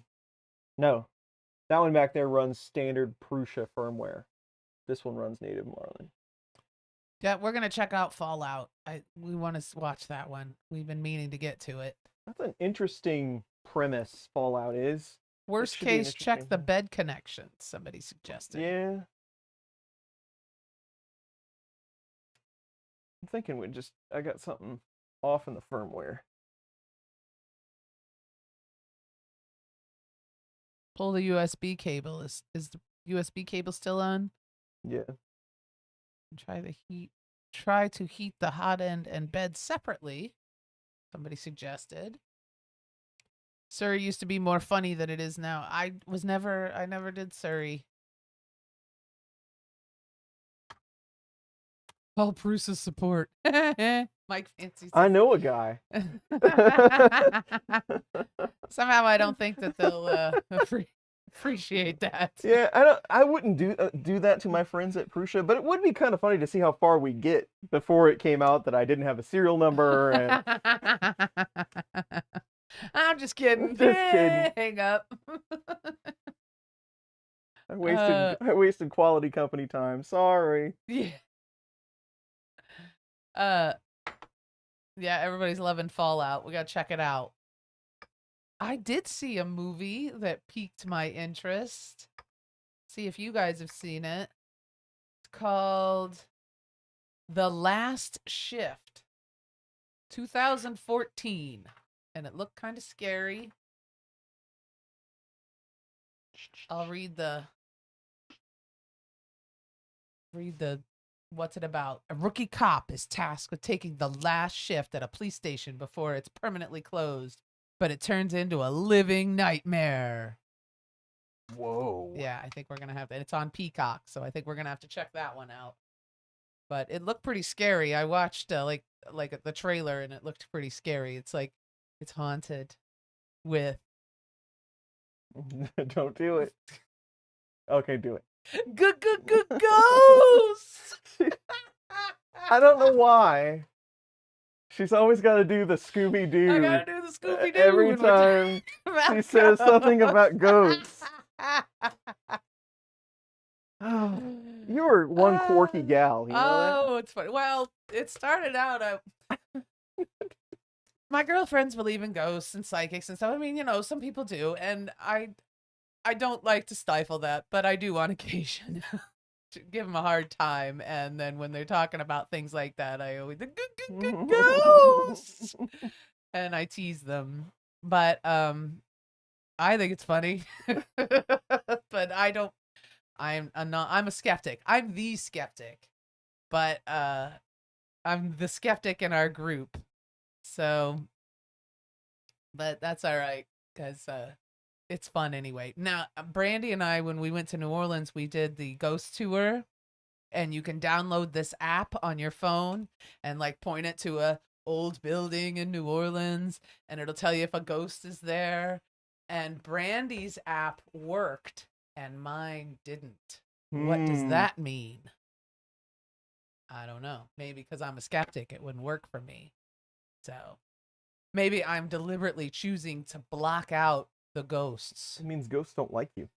I guess not. I'm gonna have to move past that. Yes, there's a Civil War movie coming out. I want to check that out. That's that A1. Is that A1 or A9 or Studios? They put out some stuff that looks really interesting. And then we did see the new Ghostbusters, and it was awesome.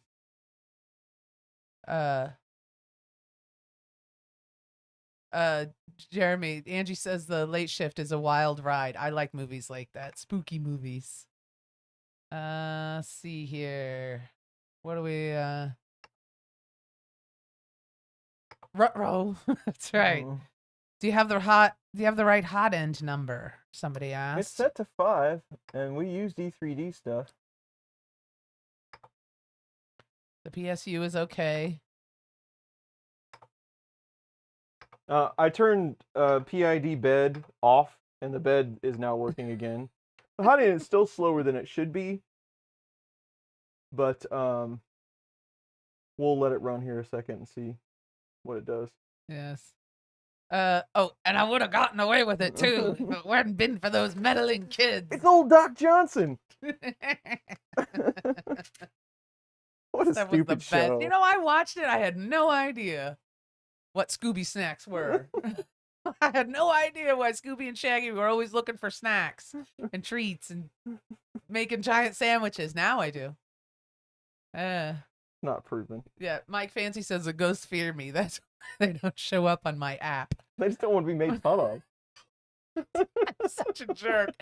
I don't do it now. I've been on ghost tours and I've done things like that. We did a ghost tour at the winery and did that, and I just kind of hang back. I don't want to be. I don't want them to not invite me because I'm back there being a jerk. So I just hang back and keep quiet. And it's yeah.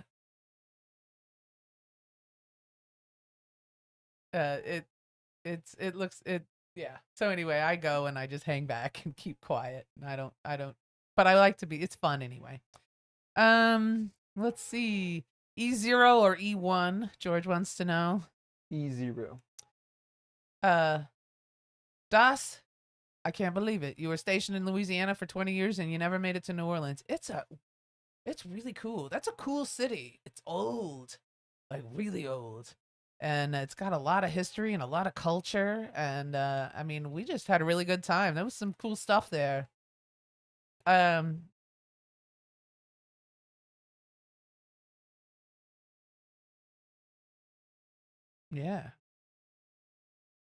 See what it's gonna do. Yes. Yeah, that Civil War movie looks really yeah, I think that one's gonna be a bit of a mind bender. I do want to see it though. I'm interested. I like it's a small studio that makes it. I'm just gonna have to look it up.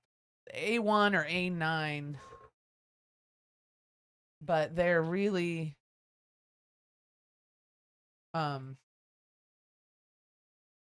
I like those small studios. They put out some weird stuff.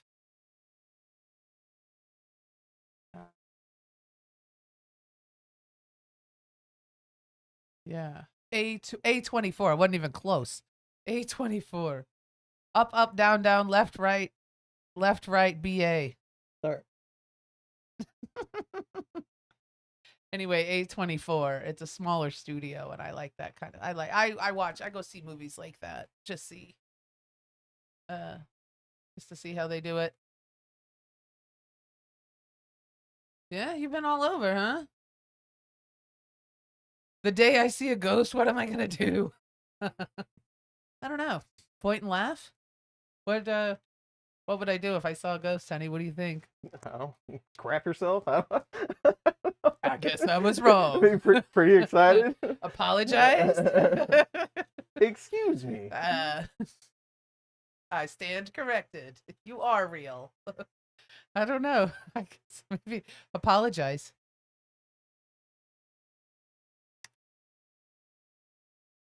The bed is way off, and you know why? It's because we put those spacers on there, and I bet you it is just nowhere close to being level.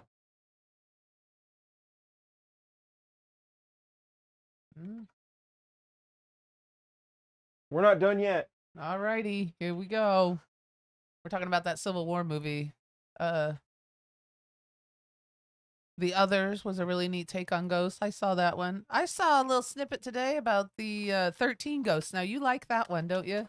It's very weird. I mean, like, it's not a great movie, but I kind of enjoy it. Well, the Black Zodiac. They were talking about the Black Zodiac and or the Dark Zodiac or something like that. And it talks about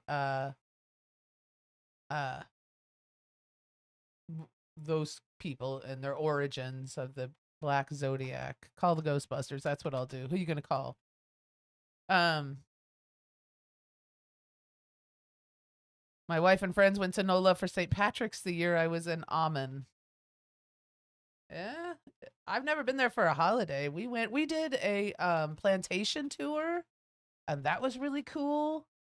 There's just so much history. And we went to, and we just kind of wandered around. We ate and drank and just kind of wandered around. What else did we do when we were there? Did the ghost tour, which was neat, and it was more like a history of New Orleans. So you get on the bus and they drive you around. We went and got beignets. We had a nice time. We just kind of hung out. We wandered around, went to a bar, the Carousel Bar, and in the middle of the bar is a carousel, and you can sit at but in the shape of a bar. So you can sit at the bar stool, and it goes around in circles. It was really good. We didn't sit at it. Brandy sat at it for a little bit, and then but we just had a little table, and we ate. We got snacks and drank. I had a really good old fashioned there. Quite tasty. Had a little twist to it, and I can't remember what it was. They did something to it, and it was really good.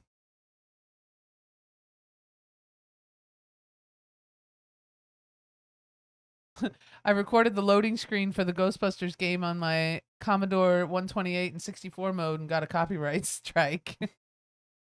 Bars are abundant in New Orleans. Yes, that's kind of how it is. That's good, though. But there's so much more to do out there. You can go. There's so much more out there. You don't have to hang out at the bars all the time.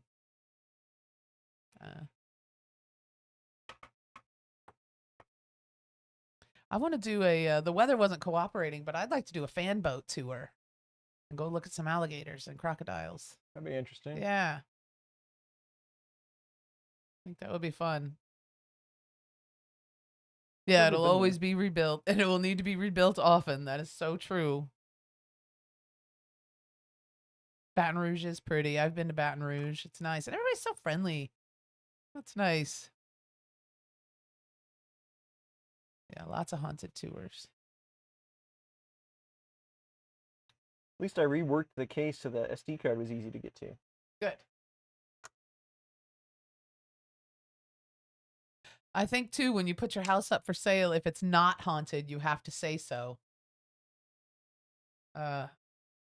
You know, they want it to be haunted? Well, it's for those that have a preference, but if it's not haunted, you say on there, not haunted. Alrighty. It wouldn't matter to me, because I don't believe in... You don't do it. And the urge for you to do it is just it's so high. I can't not. Oh, we watched Little Shop of Horrors last Sunday, gearing up for the Eclipse. Chris had a great time. I was so excited. Oh, it got very dark. Here comes our copyright strike. Yeah, no, we're gonna get muted. I'll be quiet. No singing. All right, so we're going to look. We're going to do G28 and G29, and then I will show you the screen. Now it's complaining again. So that we can C Pro pass bed. What?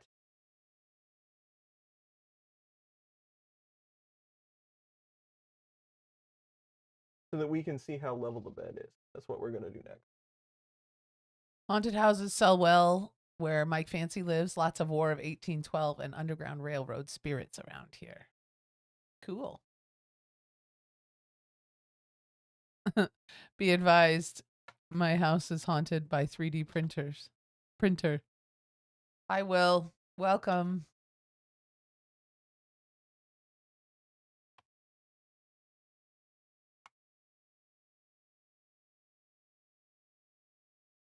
Oh.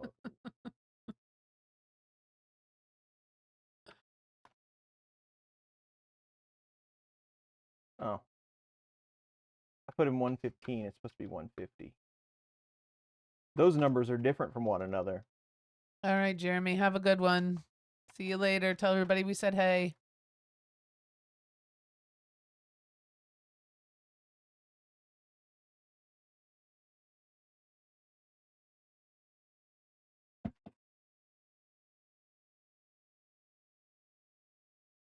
What's going on over there?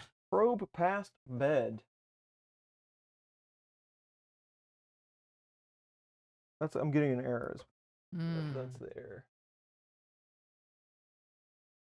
But what would I have changed?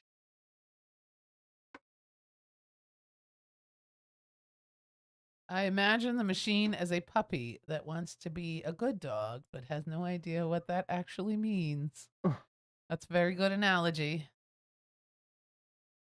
I hope I'm saying this right. Das Faust? I find answers faster when I start yelling at inanimate objects that can't argue back. Although it didn't work initially on the ANET.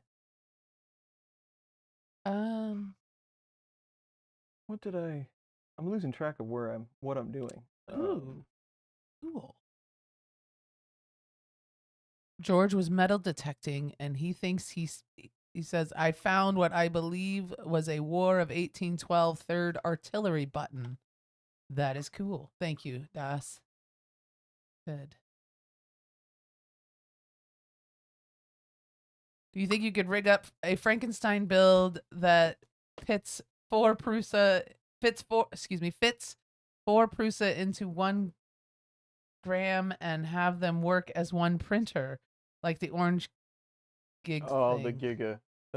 I was telling you about the Giga. It's Sorry. It's 4 different beds on one giant machine. It's 400mm beds, and it would make it a nightmare to use. But you talked about that. You could do it, yeah. You talked about that.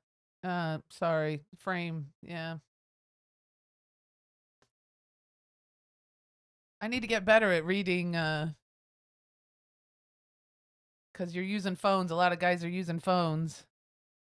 And I need to get better at reading the fat finger text and fly through it. I do. I just read what's in front of me, and then the Giga is having some issue for some folks. Yeah. Oh, would you do it? It says, would you? Yeah. No. I don't even want a Giga. No, you don't worry about it, John. It's my reading is bad. I should be able to figure that stuff out pretty easy, but like I said, I just read it. It's there. I'm reading it, you know? I'm not stopping to think what it says. Hello, Daniel. Welcome to the stream. We're trying to figure this thing out. Scratch build firmware. Is what it's expected. This is how I spend most of my life. Mm-hmm.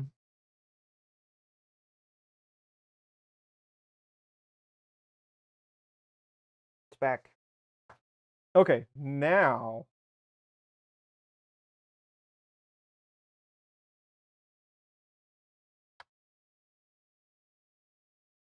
we are going to, why did I do that? 914.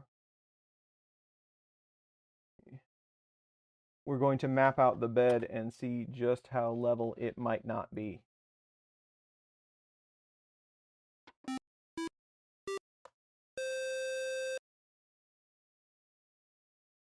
Well, thank you for the sub. Hello. Still says probe past bed.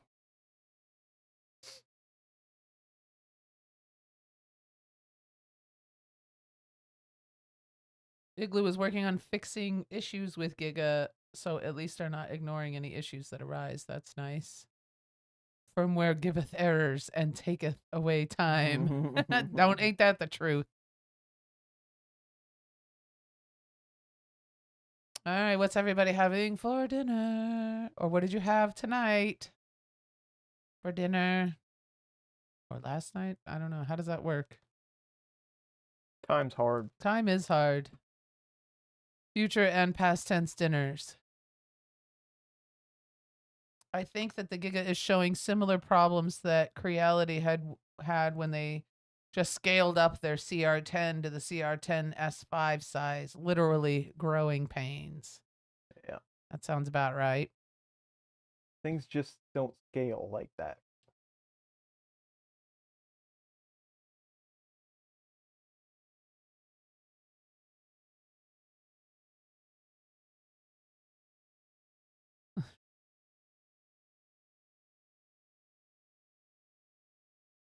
Chicken strips. That's always a good one. We are looking at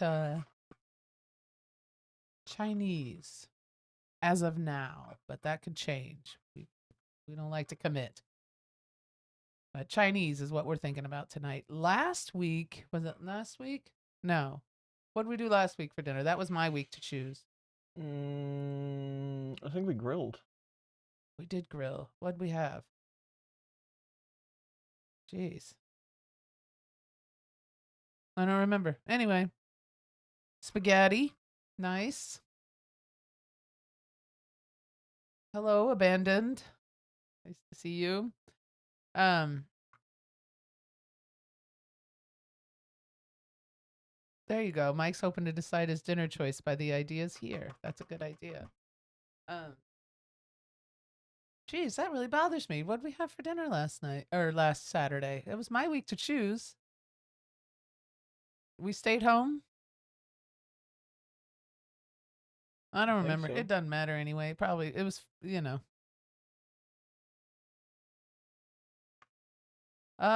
Bernard has to go. Nice to see you. We'll get it solved. Thank Yeah, you, though. Thank you. Burned. Quiddy Q1 Pro also having issues. Loaded a video on my channel with my current jamming issues. They reached out to me in less than 3 hours and then offered to ship me a new direct drive extruder. That was nice. It's always good when they actually listen. If you have to give a piece of advice on silicone heated beds, what would you say is important? I don't know. I've never really had a problem with one of those heaters. Make sure you get enough wattage for the plate that you're using. Remember, keep in mind how thick that metal plate is. There's a math problem for that somewhere. But keep in mind how thick the plate is, what size it is, and how many watts that heater is going to be. And then on top of that, how you're going to drive it, right? It's kind of there's a tipping point, when you start talking about things. It depends how big the printer is. When you start talking about things that are like, half a meter, 500 millimeters, you start talking about these large heaters. And then when we get over 1,000 watts or 1,100 watts, we're getting really close to like where your house breaker would trip if you turn this thing on. So that's really the best advice that I give. All the silicone heaters appear to be pretty much the same, no matter where you get them from. It's just keep in mind your power usage and what bed you're trying to heat. I think that would be the best advice I could give. There you go. I remember what we had last week. We had Rancho Grande. And we had tacos. Oh, yeah. They have really good pinned tacos. Right. And they were very good. And then we had Modelo's. I think we did sit outside for a little bit. And then we had Modelo's and and a margarita. It was pretty good. Pretty good dinner last week. That was my pick, was Rancho Grande tacos. My homing offset, my safe homing setting was inside of the bed margin setting. That's why it kept telling me the probe was off the bed. Aha! And I fixed it. Great. So now we're making a map. So because remember when we built this, the Mark III has metal spacers that the bed sets on, but those aren't adjustable. So I swapped those with pieces of silicone tube. We've done a video on that in the past. But that makes it adjustable. Well, we haven't adjusted it.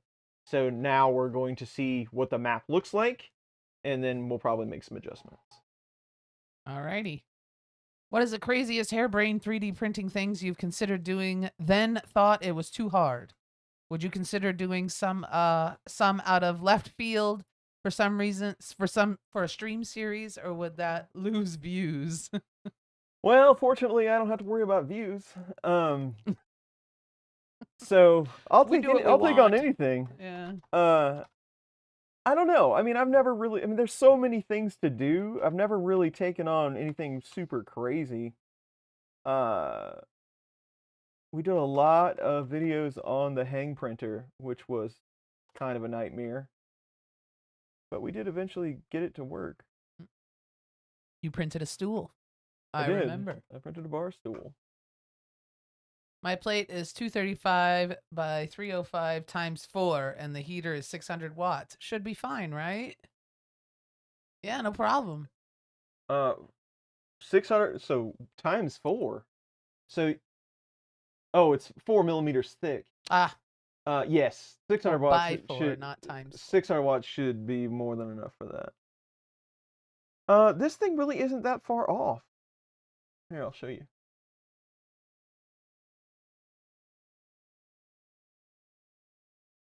So if you ever wanted to do this, so you gotta look at the scale here.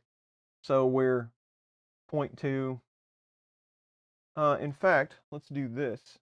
So if you've ever wanted to do this, you can just run G29 and it spits out this map, and then just Google 3D printing visualizer, bed visualizer, and it will take these and put it in a map for you. But the bare frames are really solid, so we can just do G1Z220, feed rate 5000, and that will take it all the way to the top and level the gantry. I forgot to do that. And then we'll run one more level, because that's looking at that map. That just tells me the X is just a bit skewed. So we'll level that up and run it again, but that's more than flat enough. But maybe now that we have the probe adjusted, or it's not off the bed, then we'll print fine. So we'll do that real quick and then run another 29 and we'll be ready to print a benchy. I swear. All right. It's gonna print today. Okay. Mike's holding you accountable. Well, he should. Yeah. Yes, I could tell that side hit first, then that side. That would show that bed level as accurate. So that should fix that problem. So let me run it one more time. Converting a G-Tech A20M or Anycubic i3 Mega S to 32-bit SKR board is interesting because the all-in-one cables are subboard on the X carriage. That when we started to go like 3D printers over the last couple of years, like back 16, 17, all the kits that you would buy were pretty generic. Like with plug, connectors, and they weren't integrated into plugs, and then they started, making their own plugs and their own boards, and that makes it really hard to convert over to these other boards. So I feel your pain. I almost always just scrap that plug and go with like direct plugs on the heaters and thermistors and stuff, just because I don't like dealing with it. There you go.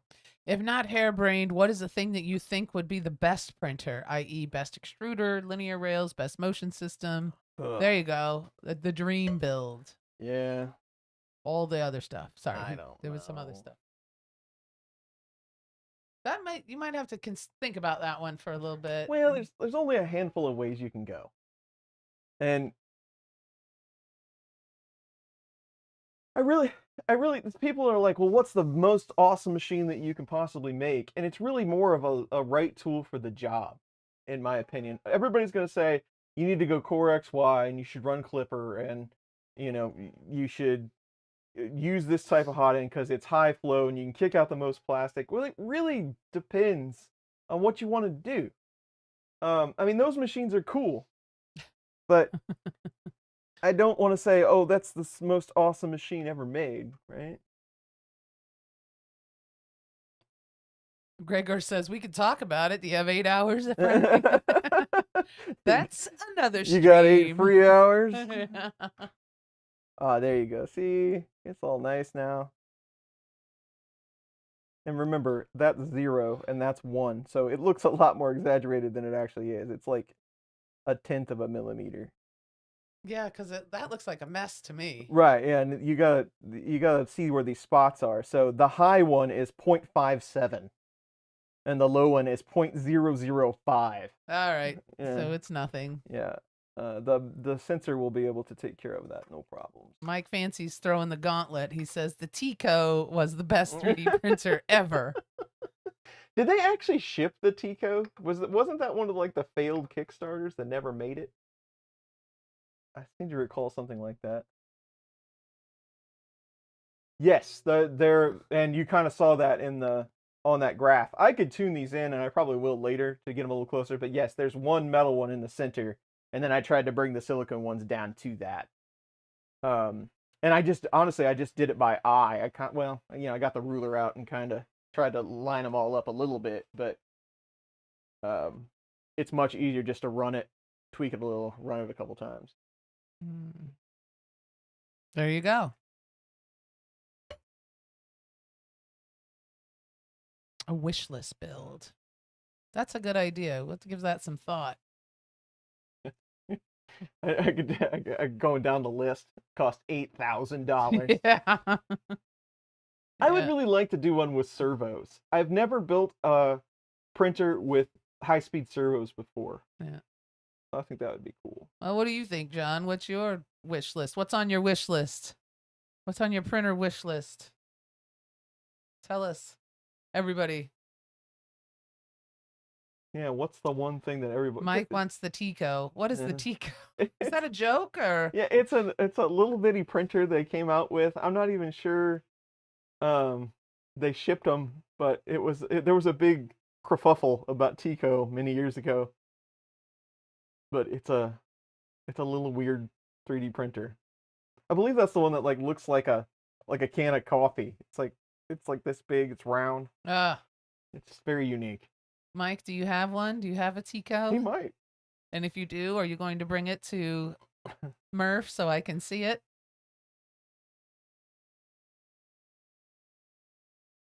High-speed servos and ball screws. Yeah, that's the real high-end stuff. It's a little useless Delta printer, says. So then I think it'd be fun. Sounds like a fun printer. Is it temperamental? The Tico? Was it hard? I just think it was really bad. It was cheaply made and yeah. I always had an idea. Speaking of crazy 3D printer builds, I always had an idea that I would cut one out of 2x4s. For some reason, I love building things out of 2x4s, just rough old 2x, and making, like cutting them down to weird sizes and stuff. I think that's a good time. But I would like to level up like a corner, take a corner in the basement, level up the walls a little bit, and then use 2x4s for the rails for the gantry. So it'd be like floor to ceiling. It wouldn't be very big, like maybe like 300, but then it would be the whole length of the basement because it would run on the walls. And I just make the rails out of 2x4s as guides. Now, it's not going to be, like any super accurate, awesome machine, but you could print like, human-sized things in it. So I thought that'd be fun. That would be fun. Cool. But I never got around to doing that. Yeah. Let's see. They scammed a lot of people with the Tico. Work area milled to nanometric precision. Somebody wants a Prusa 5 head. Something that works like a Prusa but quick. There you go. Somebody said something about tinkering, but really just wants something that works. I don't know. I missed the comment. Into a granite boulder. There you go. That would be sweet if we could pour a concrete frame. A cord-driven printer? Yeah, something like that. I mean, because you would have that tall. I think that would be the best way to go. You'd have to get real creative with tensioning the cords and all of that. You could use C-channel instead of 2x4. Yeah, we could. Rat rig. I wonder if I could build it for like less than $200. That would be the real goal. Well, with what 2x4s cost now, I could probably buy metal channel. They've actually No come down. kidding. They've come down quite a It's bit. yeah, lumber's gotten better. 2x4 printer, do it. Sounds like something that the guys who does basketball nets and move to ball. Oh, I don't know either. The Z-Bot. We're still talking to the Rat Rig folks. They're supposed to. In fact, I think it's supposed to be out this month sometime. So hopefully maybe we'll make it in 2 weeks. Chris Galata says you'll never be able to find a straight 2x4. I'd have to create my own out of a curved 2x4. I think. Probably true. Yeah. I think you're on. I think that's probably true. Yes. Oh. What was I thinking? Sergio just sent us a picture of his granddaughter. Let's take a look.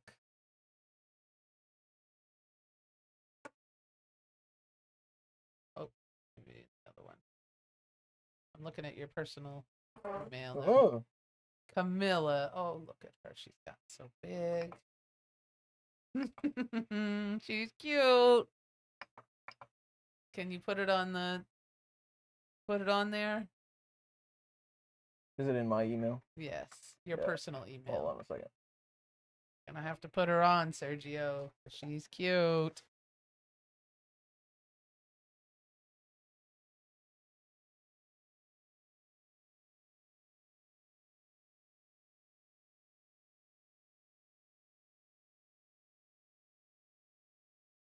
I put like 5 loops of skirt on here so I could try to dial this in.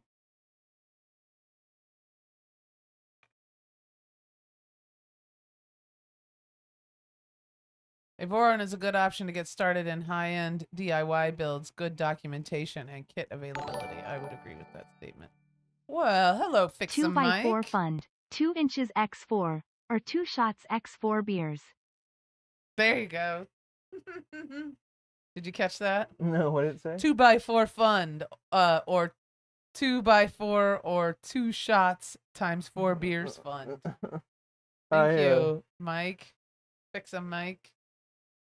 Baseball game starting in 15 minutes. Was it a day game today? Yeah, 12:40. It's in New York. Oh, that's right. We're at the Mets, aren't we? Yes. All right.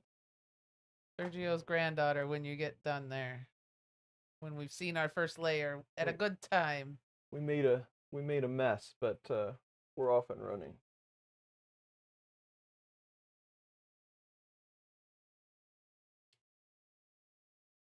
Would like to actually see it jump to the print.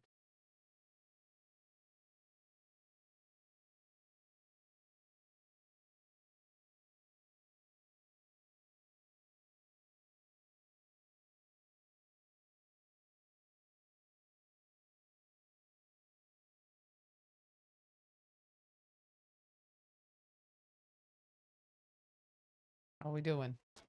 Pulling it up, but that's probably understandable.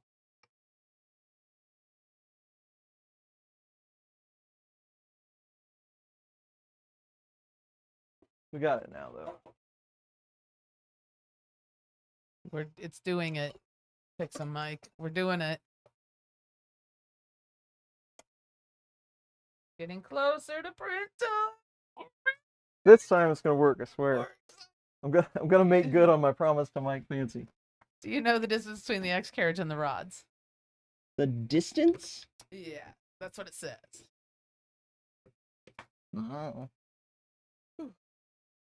Do you know the distance between the X carriage rods? Oh, X carriage rods. I said X carriage and the rods. I probably screwed you up there. Between the rods. No, but I could tell you.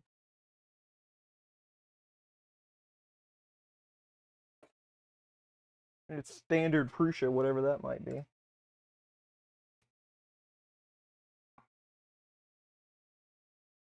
$37 in between the two. There you go. Gregor guessed 40. That's pretty close. Yes. There you go. He would know. He would know. The input shaper graph for the 2x4 printer is just the word reconsider. Now, see, that would be really cool. If you could dial in input shaper on a 2x4 machine, I would be like a legend if I could make that work. I talked to, I don't even remember what festival it was. One of the festivals we took the Oh, claw machine to. Look there at she that. is. Look how That is cute, dude. The adorable. little pink heart sunglasses. Such a cute Matching kid. overalls. Adorable. Sweet baby. Yeah. Very nice, Sergio. Such a pretty name, too. Yeah. Camilla. Right? Camilla? Beautiful. No, one of the festivals we took the claw machine, and I was talking to Tom Sandlanderer. Sandlanderer. I can never pronounce his name. I was talking to Tom, and the claw machine was there. He's like, "So, what are you going to put input shaper on the claw on that thing? You know, because it swings back and forth." I'm like, "Wait a second." That's a good idea. Yeah. It's just kind of funny hearing Tom say something like that, but. Roger says, Andrew Rogers says, use skateboard wheels as part of the 2x4 printer's motion system. Yeah, see, you guys can do are all onto kinds of something. cool stuff. Where would we do such a stream? We'd have to make a space for it. I would almost have to do it back there in the back corner. Yeah. Like roll, because all those shelves are on rollers. We'd have to roll those out. We could roll everything out. And then do something like that. What about in the garage? That's probably not. It could, but it's such a pain because it's in the way. You're gonna have to clean up, and then that might be a pain. I don't know, something to consider. I've thought about it many times, like just building one on the wall, but yeah. I've seen them before, not quite like that, but I have seen them that are just on the wall that run like up a kind of like a train track. Mm-hmm. A friend ran input shaper on an old Prusa with acrylic frame, and it made wonders on the print quality. I'll bet it did. Input shaper is like magic. Use a glue gun as a hot end. There you go. She will have, yes.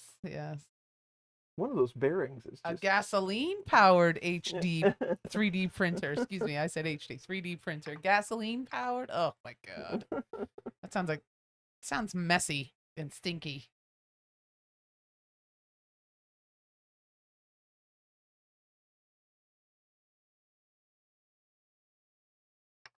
All right, let's see. If zoom in from the table. What? Oh, there. How's that? See what it's gonna do. One of those Y bearings is just a little noisy. I kind of wonder how and they're talking. Yeah, I kind of wonder how the powder coating is affecting some of that, but I don't know. That's probably why they don't make them anymore. Mike says level the bed equals check the oil.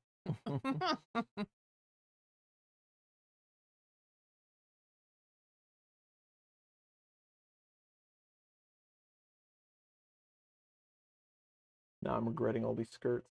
The other movie that's out that I would like to see is The First Omen. Oh, yeah. Have y'all seen the previews for that one? The First Omen. See if that one's any good. Scary. That's out this weekend. That Civil War movie's out this weekend. I don't know. Lots to see. What was the name of the one where we watched where everybody had a squid head?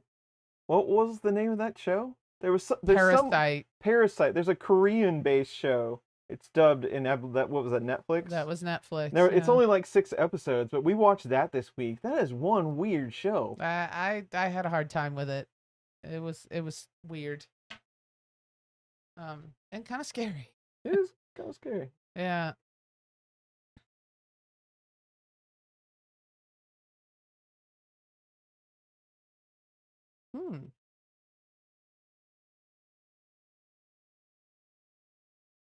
Oh, Sergio has to go back to the store. What are you guys doing? Are you having a party or something? Is that she forgot something?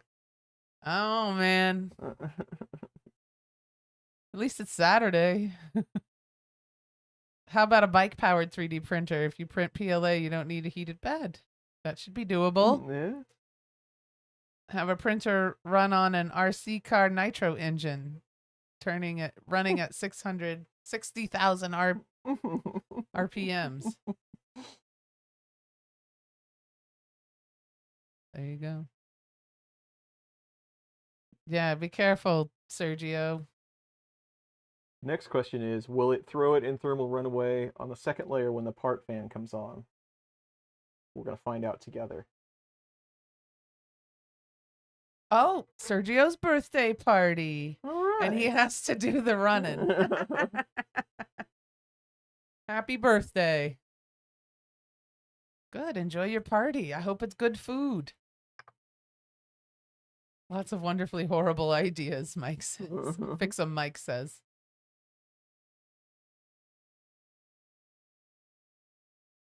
How fun. Enjoy your party, Sergio.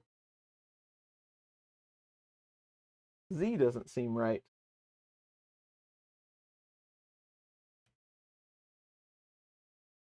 See what it does when it gets to the benchy. I think Z isn't dialed correctly. It jumped too far up.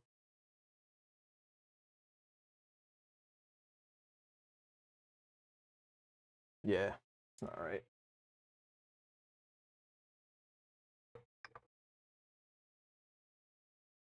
Well, technically, it did print today. Yeah, but not well. What happened this time? So this is what happens when you build something out of parts you're not quite sure what they are. I need to measure how far Z moves and make sure the steps are set correctly, because when it went to the second layer, it jumped too high.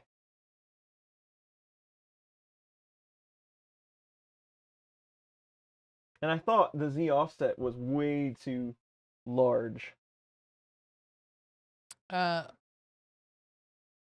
Mike Fancy wants to know, I wonder if you could rig up a printer using Cox model airplane engine. A Cox model airplane engine. I haven't seen one of those in a long, long time.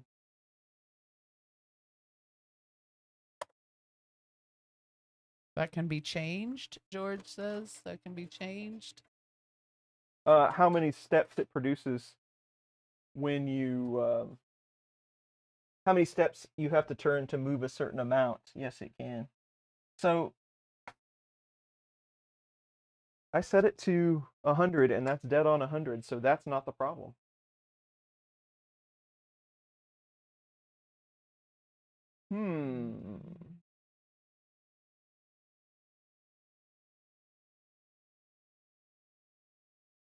We did bacon wrapped shrimp last night for dinner, and they were delicious.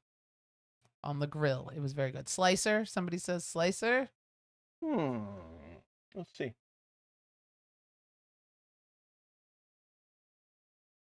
A Lego 3D printer. Ooh. George says that can be changed on stock proofs of firmware. Check slicer first layer. Chris Gulata says.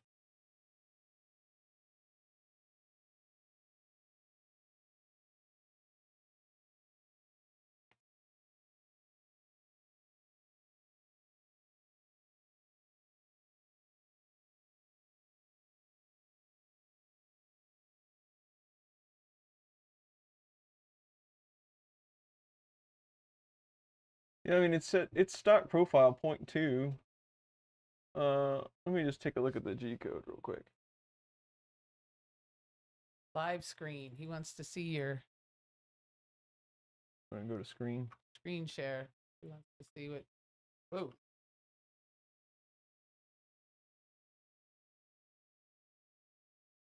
Wants to see what you're looking at. Yeah. Yeah.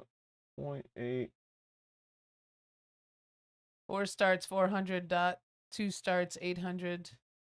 1 starts 1600. Yeah, my only question was if those might have been 0.9 degree motors. But it move. I said 100, it moves 100, so I'm not thinking it's that problem.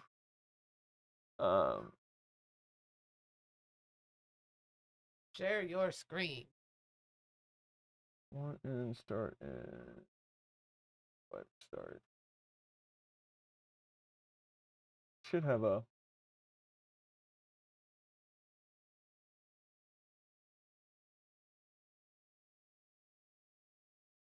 So we start at 0.2 and we move to 0.4.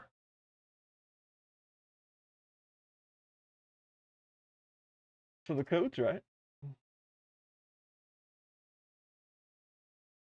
What else? What other things are we saying out there?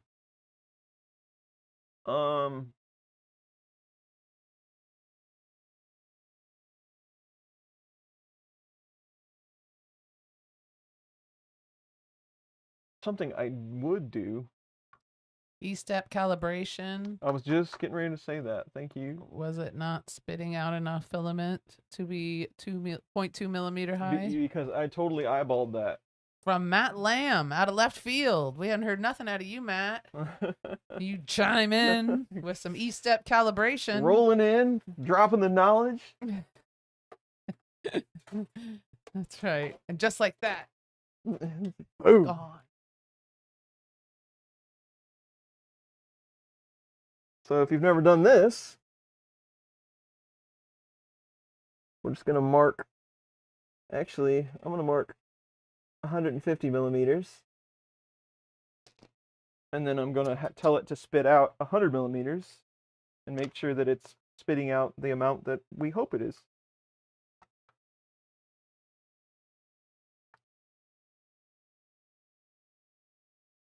When it warms up.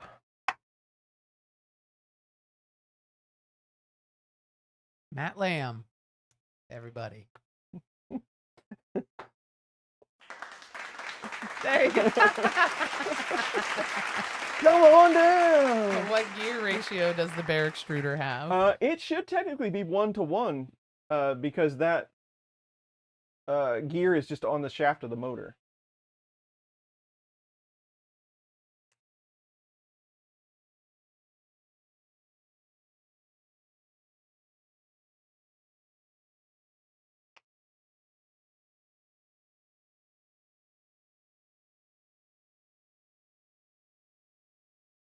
$12.40. Well, I really hope to be printing before now. Well, again, I'm going to put it out there. We did print. Somebody asked if the ruler was marked right to the end. I believe it is. This one is, yes. In fact, I bought this one specifically because I had one that wasn't, and it was driving me crazy. How's the MMU3 running? It's running awesome. Made her. There's a short out there. I should be a good helper and put the link out. That people seem to get really upset about for some reason. I don't know why, but.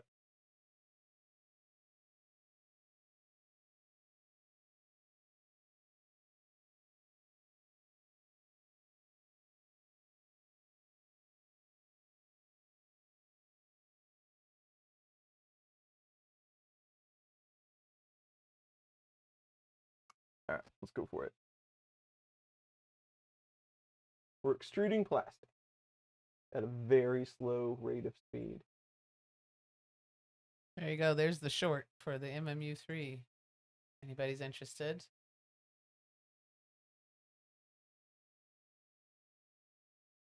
Any plans on building an ERCF and compare it to the MMU? I don't have any plans on building one, but I did see that somebody's making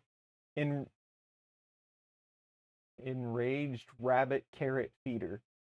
Somebody's making a kit to build those now. So if I were to happen to get a hold of one of those, I would consider building one. All right, there you are. Is there any way to file and copy but squeeze? Sorry, I lost my... is there a way to do a file, copy, but queue them in Windows 10? I don't know. Multiple file copies. Seen anything? Yeah. I'm really impressed with the lack of color bleed into the white. When I've done some MMU2 printing, I've had some bleed. They have done some really awesome stuff in the slicer and that white tower with this is Mark IV MMU3 with that setup that really helped the color bleed. We ran tons of tests on that. And whatever they did is very impressive. I see some people run the extruder test by removing the nozzle and running it cold. Is it same result, hot or cold, or is one better than the other? Yeah, it kind of It depends on your school of thought. You if you're testing the machine and the mechanics and how it works, doing it without the nozzle is the best way to go. And that was like not this was nowhere even close to how much filament we needed, by the way. So that was it. Was that the problem? Yeah, I'm guessing so. It needs to be about double what it is. Well, okay. So that would test the gears and how they do it, right? Like how they extrude. But then if you take the nozzle out, what's the point? Because you know the mechanics are right, but now you haven't taken the nozzle into consideration.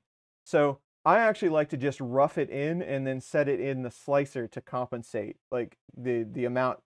What is it called? Multiplier, to set the multiplier to do it. George wants to see. Share your screen. George wants to see what you're looking at. All right, hold on a second. What? Now you really got to share your screen. Freak out. There you go. Is Juice on? Juice is on.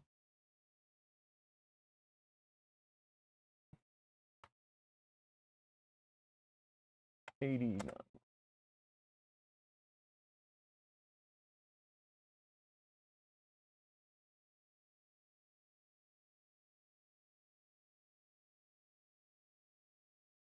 All right, we got some. Yeah, we'll have to Adjust your first layer. Yeah, we'll have to run it up again. Yeah.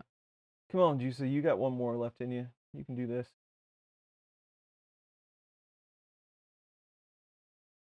It has the original Pi Zero that's ancient, and it's very slow. The MMU, can you use multi-material well, or is it hit or miss with the purging? It depends. It's not like you can just use whatever you want by any means. It's hit and miss, but I mean, you know, the stuff that you're used to using, like PLA, PETG, ABS, ASA, as long as those materials play well together, it's fine. It works really well. But you can't go throwing like TPU at it and all of that stuff. It's just not gonna happen. Carl, I like your little emoji. It's Alfred E. Newman. He's got Alfred E. Newman as his. Yeah. What is that? Your logo? What is Avatar? your avatar? Very nice. 280. 280 for Bontech gears? It seems like a lot.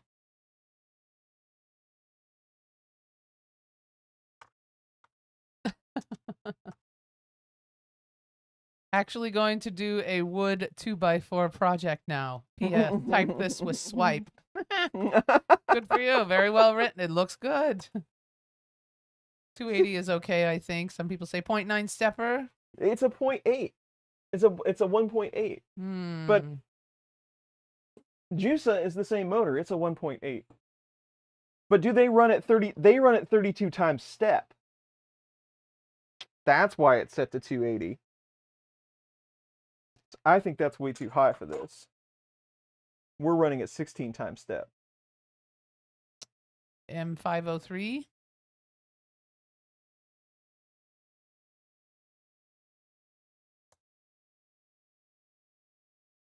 I'm just going to set it to 280 and see what it does. Just because now I'm curious. Yeah.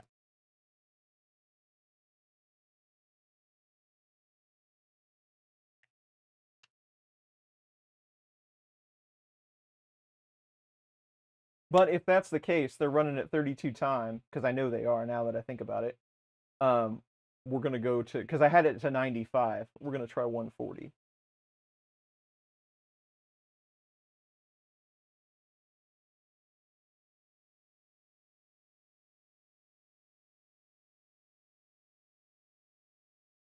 Doesn't seem like it's gripping it as well as it should either.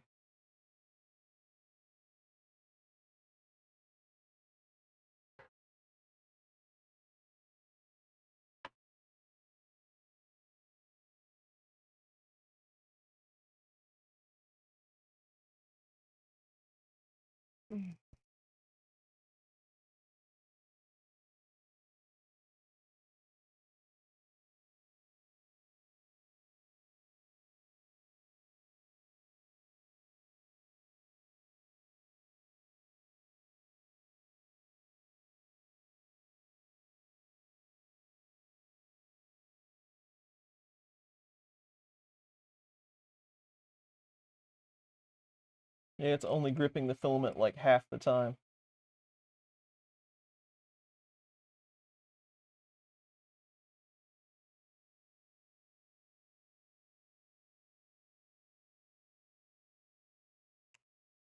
See, now we're on screen share. I'm not showing you what I'm doing. Oop, I'm being a bad helper and not telling you. There's like a dead spot in that gear. Why not use the formula? I'd have to look it up. Mm.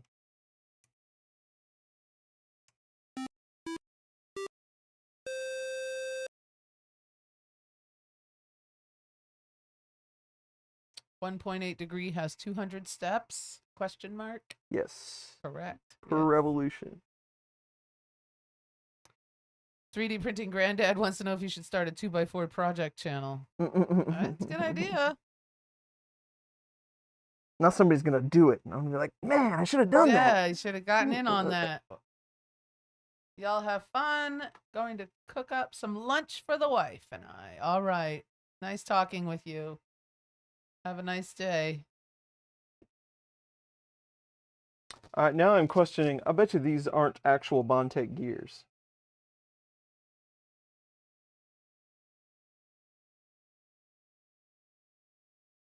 That seems way too tight.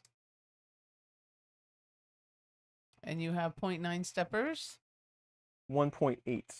How much U-step is configured? I got it set to 280 right now. Here's the formula. Thank you. Thank you.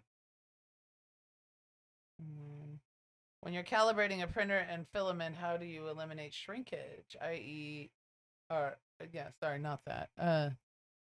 How do you know that measured item is from under extrusion of printed part or material shrinkage? It's tough to tell. You have to try to calibrate and hope for the best.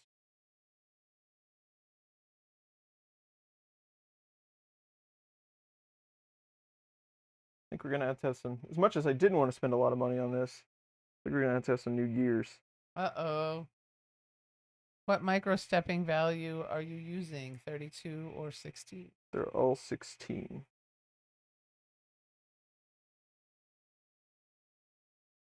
All right, what's my calculation? Old, current.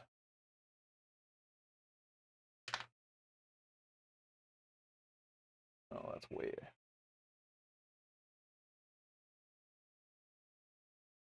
I'm gonna have to have something even somewhat close to even do the calculation.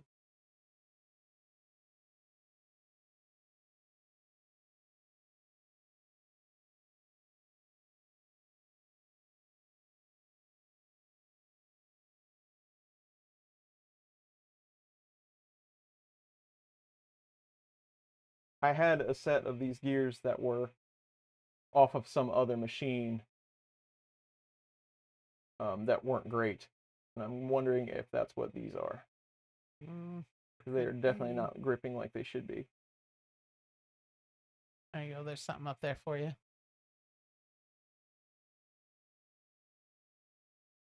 Awesome. I'm not even going to bother trying to read it. I'm just going to say, look.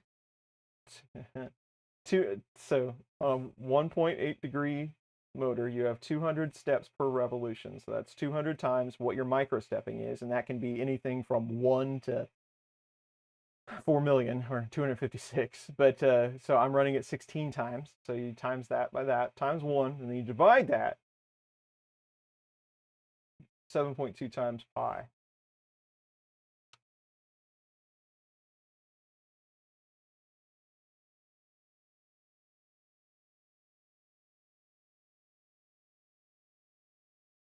So I have it set to 140, and I'm 10 millimeters off.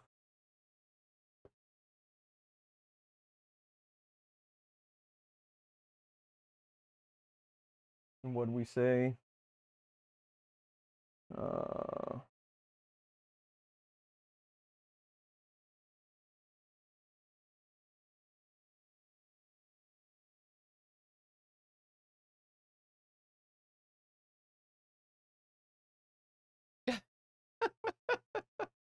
Sergio's back. The store's it's less than a mile away. 9/10 of a mile away. I'm glad. Until you have to go again, Sergio.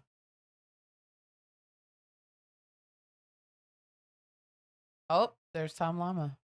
He's here. Things are real exciting around here. Yeah, they are.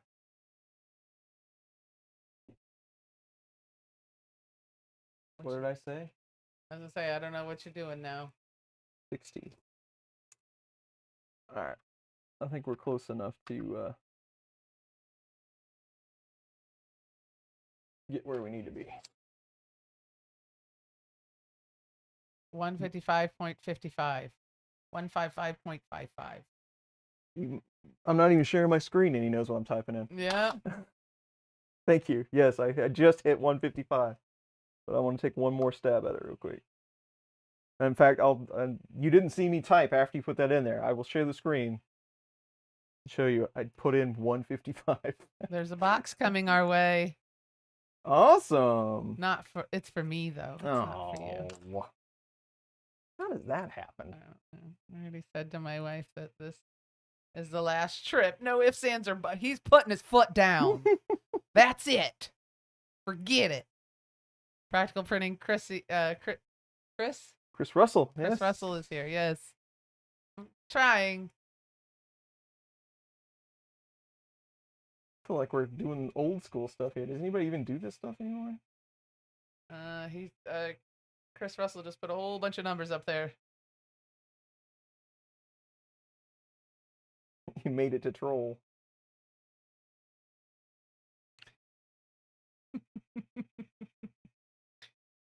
All right. That's as calibrated as it's going to be today. It's pretty dead on. Thank you for all the help. I'll say it again. This is why I started live streaming this stuff in the first place. So people could do the hard parts for me.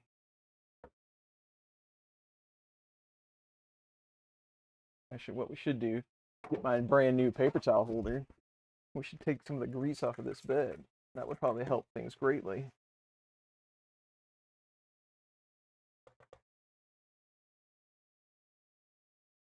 Oh, Tom just got his taxes done. Last minute tax. Mm-hmm. We do ours pretty early. I think you sent yours off in early March? Yeah, somewhere in there. February. You're pretty good about doing the books. Only a couple years have I had to pay.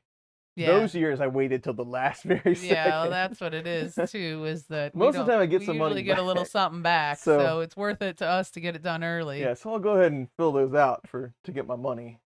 The reason I started live streaming is to do the hard stuff and give you ideas for lunch and movies. That's exactly right. That's right.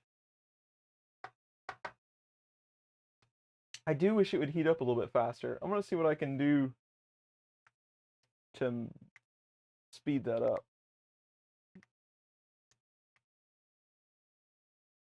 Why do you use pi and not the expected 100 millimeter of filament? George asks. Am I reading that correctly? That's the calculation to... Now I can't remember what Greg put up. That's the calculation we were talking about before. Is if you have a before and after, you can calculate from there. But now the one with pi, you divide pi. Now I just punched it in and I can't remember. There you go, 240 mains. Martin for 3D Pre Iceland, hello. Thank you for joining. Yeah. We talked to him a little earlier, but yeah, I wanted to make sure I said hi to him. Now I need to go find that while this thing's spinning up. Let me find that calculation. Because I think there's I'm sure there's a...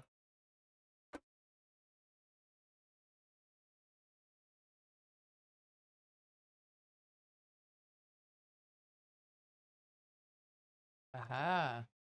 Normally Tom Llama does do his taxes early, but there you go.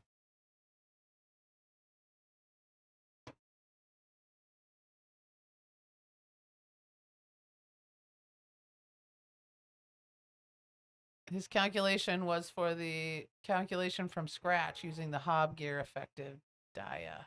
That's what I was trying to say. My mind is mush. He had to do this on his Ender 3 the other day.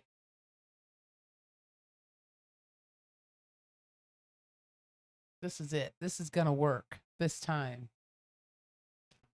Right? Right. Right. More coffee. I thought about having another cup today and I decided against it. Decided I didn't need it. I don't know what came over me, but Yeah.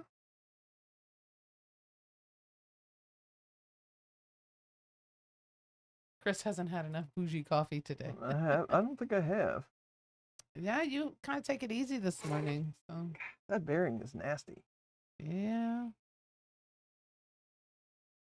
I'm looking for the site. Bondtech had a really good calc for things like that. That's nice. Is it doing it? I think so. Still doesn't seem like it's kicking out enough, but let's see. I watched Modbot and followed his instructions in this video. I've done that calculation on videos before, and I still can't remember it. Bruce used to have a calculator as well. They've got one, but I was looking for, because Bondtech had one that would give you the gear size as well. No, I can't find it though.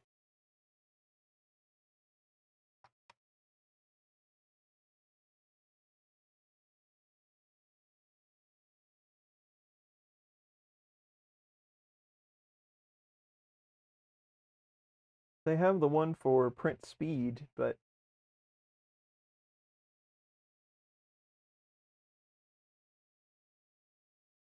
I don't know.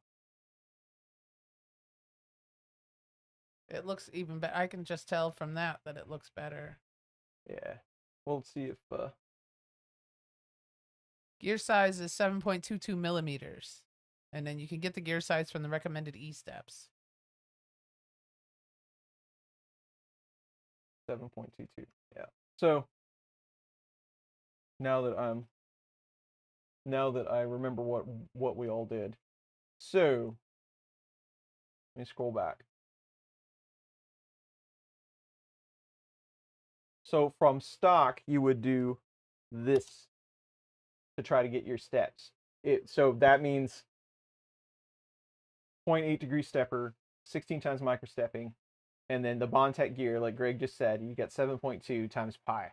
That's how you would get it from the 1-to-1 ratio that you're using on the end of the motor. Now, the other calculation we were talking about is how you get it from where you already are. So I'm at 100 steps. I can calculate from that based on the measurement. I can calculate from there to get where I need to go. And that calculation somebody threw in there.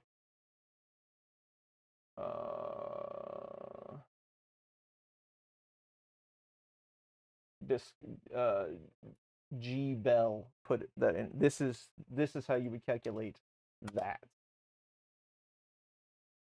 Whew. Too much thinking on a Saturday morning. My gosh.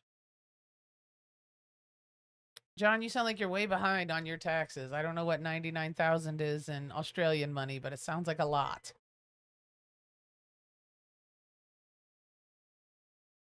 But pi r squared, so how does it get around?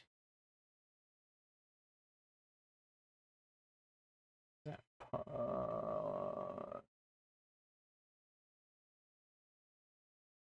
don't see that. Practical printing down. That's it. But pi r squared. Oh, yeah. It's a joke. How we doing? Looking good? Oh no, I think that gear is just real crap.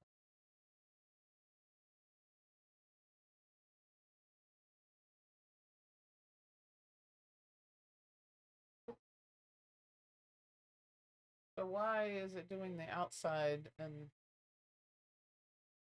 And then goes back to the benchy. I put a big skirt around it so that I could dial in the first layer,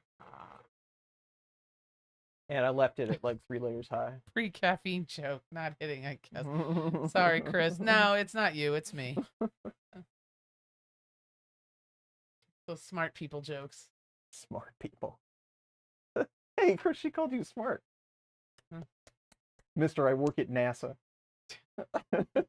Fancy pants. That's what, Smart guy. and I talk with Chris Russell on the side very often, as well as a lot of these folks, but he said he was getting another job. I'm like, ooh, fancy. Now the pie jokes are rolling in. Oh, Pie yeah. times steak plus potatoes plus corn equals yum. Pie are square, cake are round.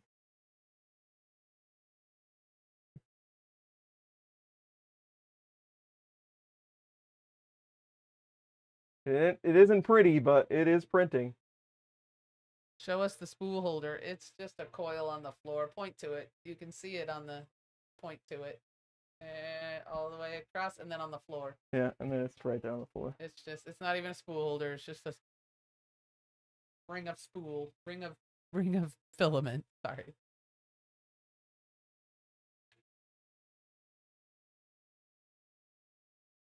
This should be the last loop, and then it'll start making some. We'll get through a couple layers here and call it, but we're gonna have to get another gear to make this halfway decent. Hi, Bob. How are you? Well, at least we got our next live stream, right? Can you replace the gear, and Yeah. will that take long? Nah. And then we'll do a print, and then we'll actually do some chatting while we're printing. There you go. Now we got all this technical jargon out of the way. We can talk about important things like lunch and movies. What I like to talk about. The more I watch, the more I'm falling in love with that red frame. I like it.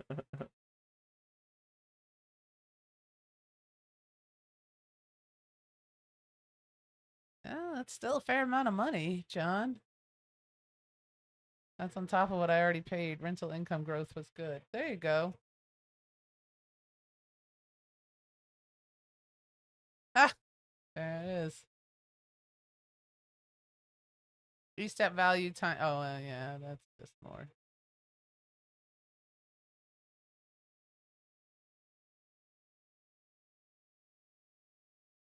Somebody said that if it's just a sample that from someone, it could just be the filament is not good. Also, Good gear's point. awfully noisy though. That It's got some chatter in it. yeah. Those gears aren't cheap either, and that's why I kind of like. Well, hopefully these are good, because I think a set of those is $50 or $60. Oh, no kidding. Yeah. I could probably steal some out of something else I'm not using. Yeah, you don't want to do that though. How long will it take you to get them? Can you get them in 2 weeks? Oh yeah, I think Dave's got them. Oh, well, there you go.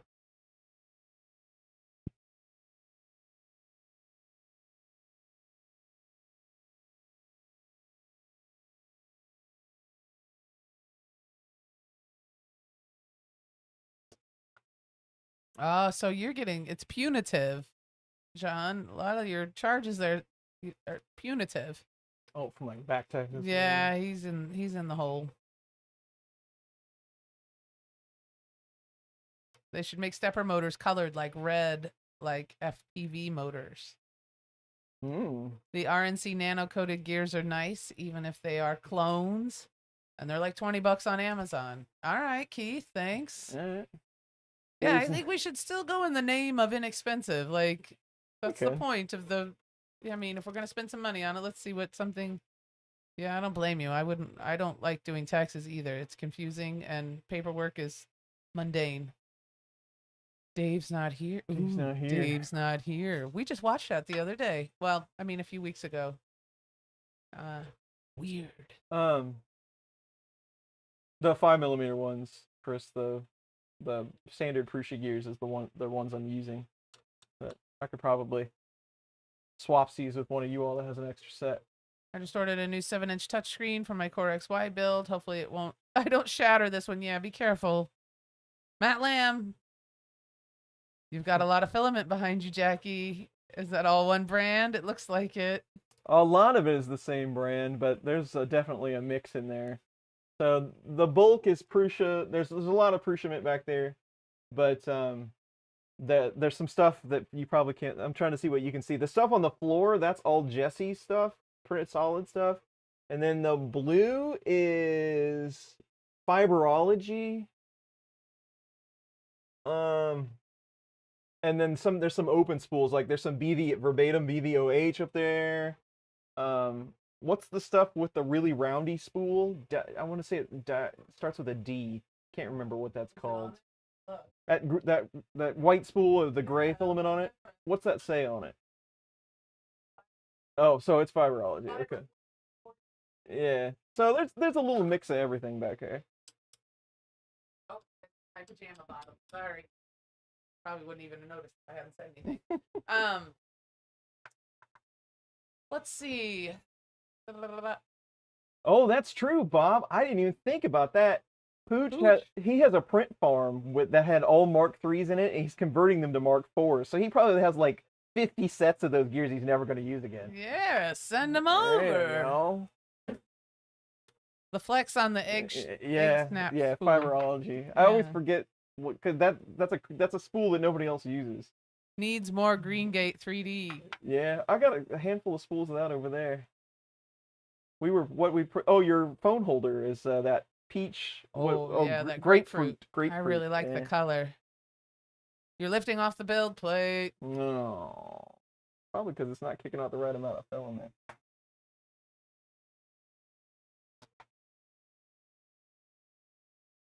We'll see how long it hangs in there.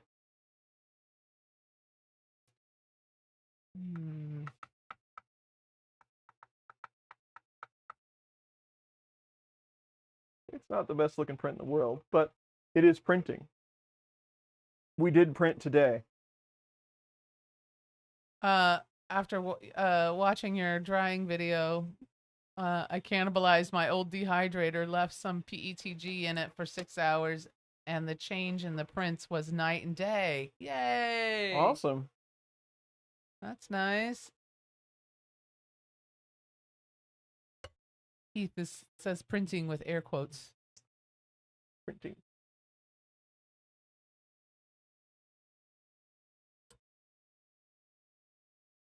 Not too bad for 2-week gaps in between building. Yes. I'm sure there's a bunch of stuff I forgot.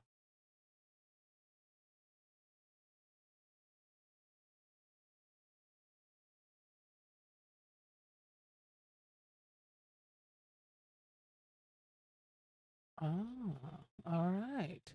Oh, well, good luck, John. That sounds like a real pain.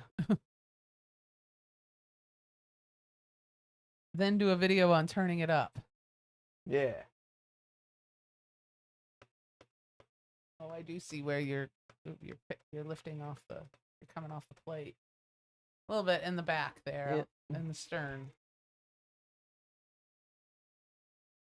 Could be a loose grub screw on the extruder gear. It could be. That grub screw on those things is a nightmare. It's about 2 millimeters long.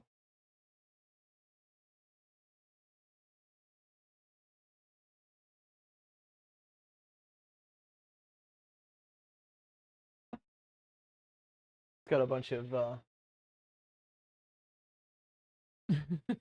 Sergio, his wife asked him, "Why do you have so many rolls of plastic?" "Because I need it. Because I gotta have it. I need lots." I always think like, well, just order a couple, you know. And then that happens. If I order one more, I get free shipping. Right. That's what gets me. Order $10 worth of stuff, and you get free shipping. Oh, it's loose. Oh, is it moving around? Oh, darn it. That's all right. I didn't make it. That's all right. George called it. It's got a bunch of stuff wrong with it. And next week we add Clipper running on a T95 Android box. Spaghetti detector. It definitely has some room for improvement. Keith says you never have enough of a particular color or sparkle in the right material. Absolutely. Well, now that's always like, well, I don't have any black, so I'll get 4 spools of that. What now? I don't have any white. Hmm. Need all the colors. You right. need variety at your fingertips. You That's need- it's not gonna do you any good at Green Gate or at That's right. Dave's it's gotta place. be here. It's gotta be right here. It's gotta be here. Me tripping on it. Guess that's one way to make a benchy float. Well, He's got jokes. You got got jokes today, got Chris. jokes. Feisty. So it did print. I didn't lie. It did print. Now, well, I didn't say anything about that. So there's definitely something going on with that gear. I'll look at that and make sure it's not loose or anything, and we'll get another set of gears somewhere. I'm sure somebody has. There's probably those Bondtech gears around everywhere now that the Mark IV is out. They don't use them anymore. We'll get that sorted. There's a weird noise that I want to look at. But we'll fix all that up next stream, and we'll have a glorious benchy by then. I think now it is time for lunch. It is lunchtime. I don't know what we're having. What are we having? Don't know. I don't know either. We're gonna sort it out upstairs. A sandwich. Sandwich. Does that sound good? Mm-hmm. Plastic was extruded. Congratulations. There you Mike go. Fancy's gonna let you off the hook. For the win. Plastic was extruded. Have a good day. Everybody, thank you. Yes, thank you. Thanks for all the members, Okay. the memberships that were given, the tips. All of that really helps us out. Pastrami. Pastrami. The $10 for the 2x4 fund, we'll need it for when we start building that printer. Yes. It'll be fun times. Thank you, everybody, and for the members. And then we had another one too. Andrew gave us $10 for the What's for Lunch Fund. Perfect. There you go. So Well, Andrew's got our lunch. We got this. All right. Thank you, everybody. All right. Thanks, everybody. We'll see you in a couple of weeks. Have a good rest of your weekend. See you in 2 weeks. And take care.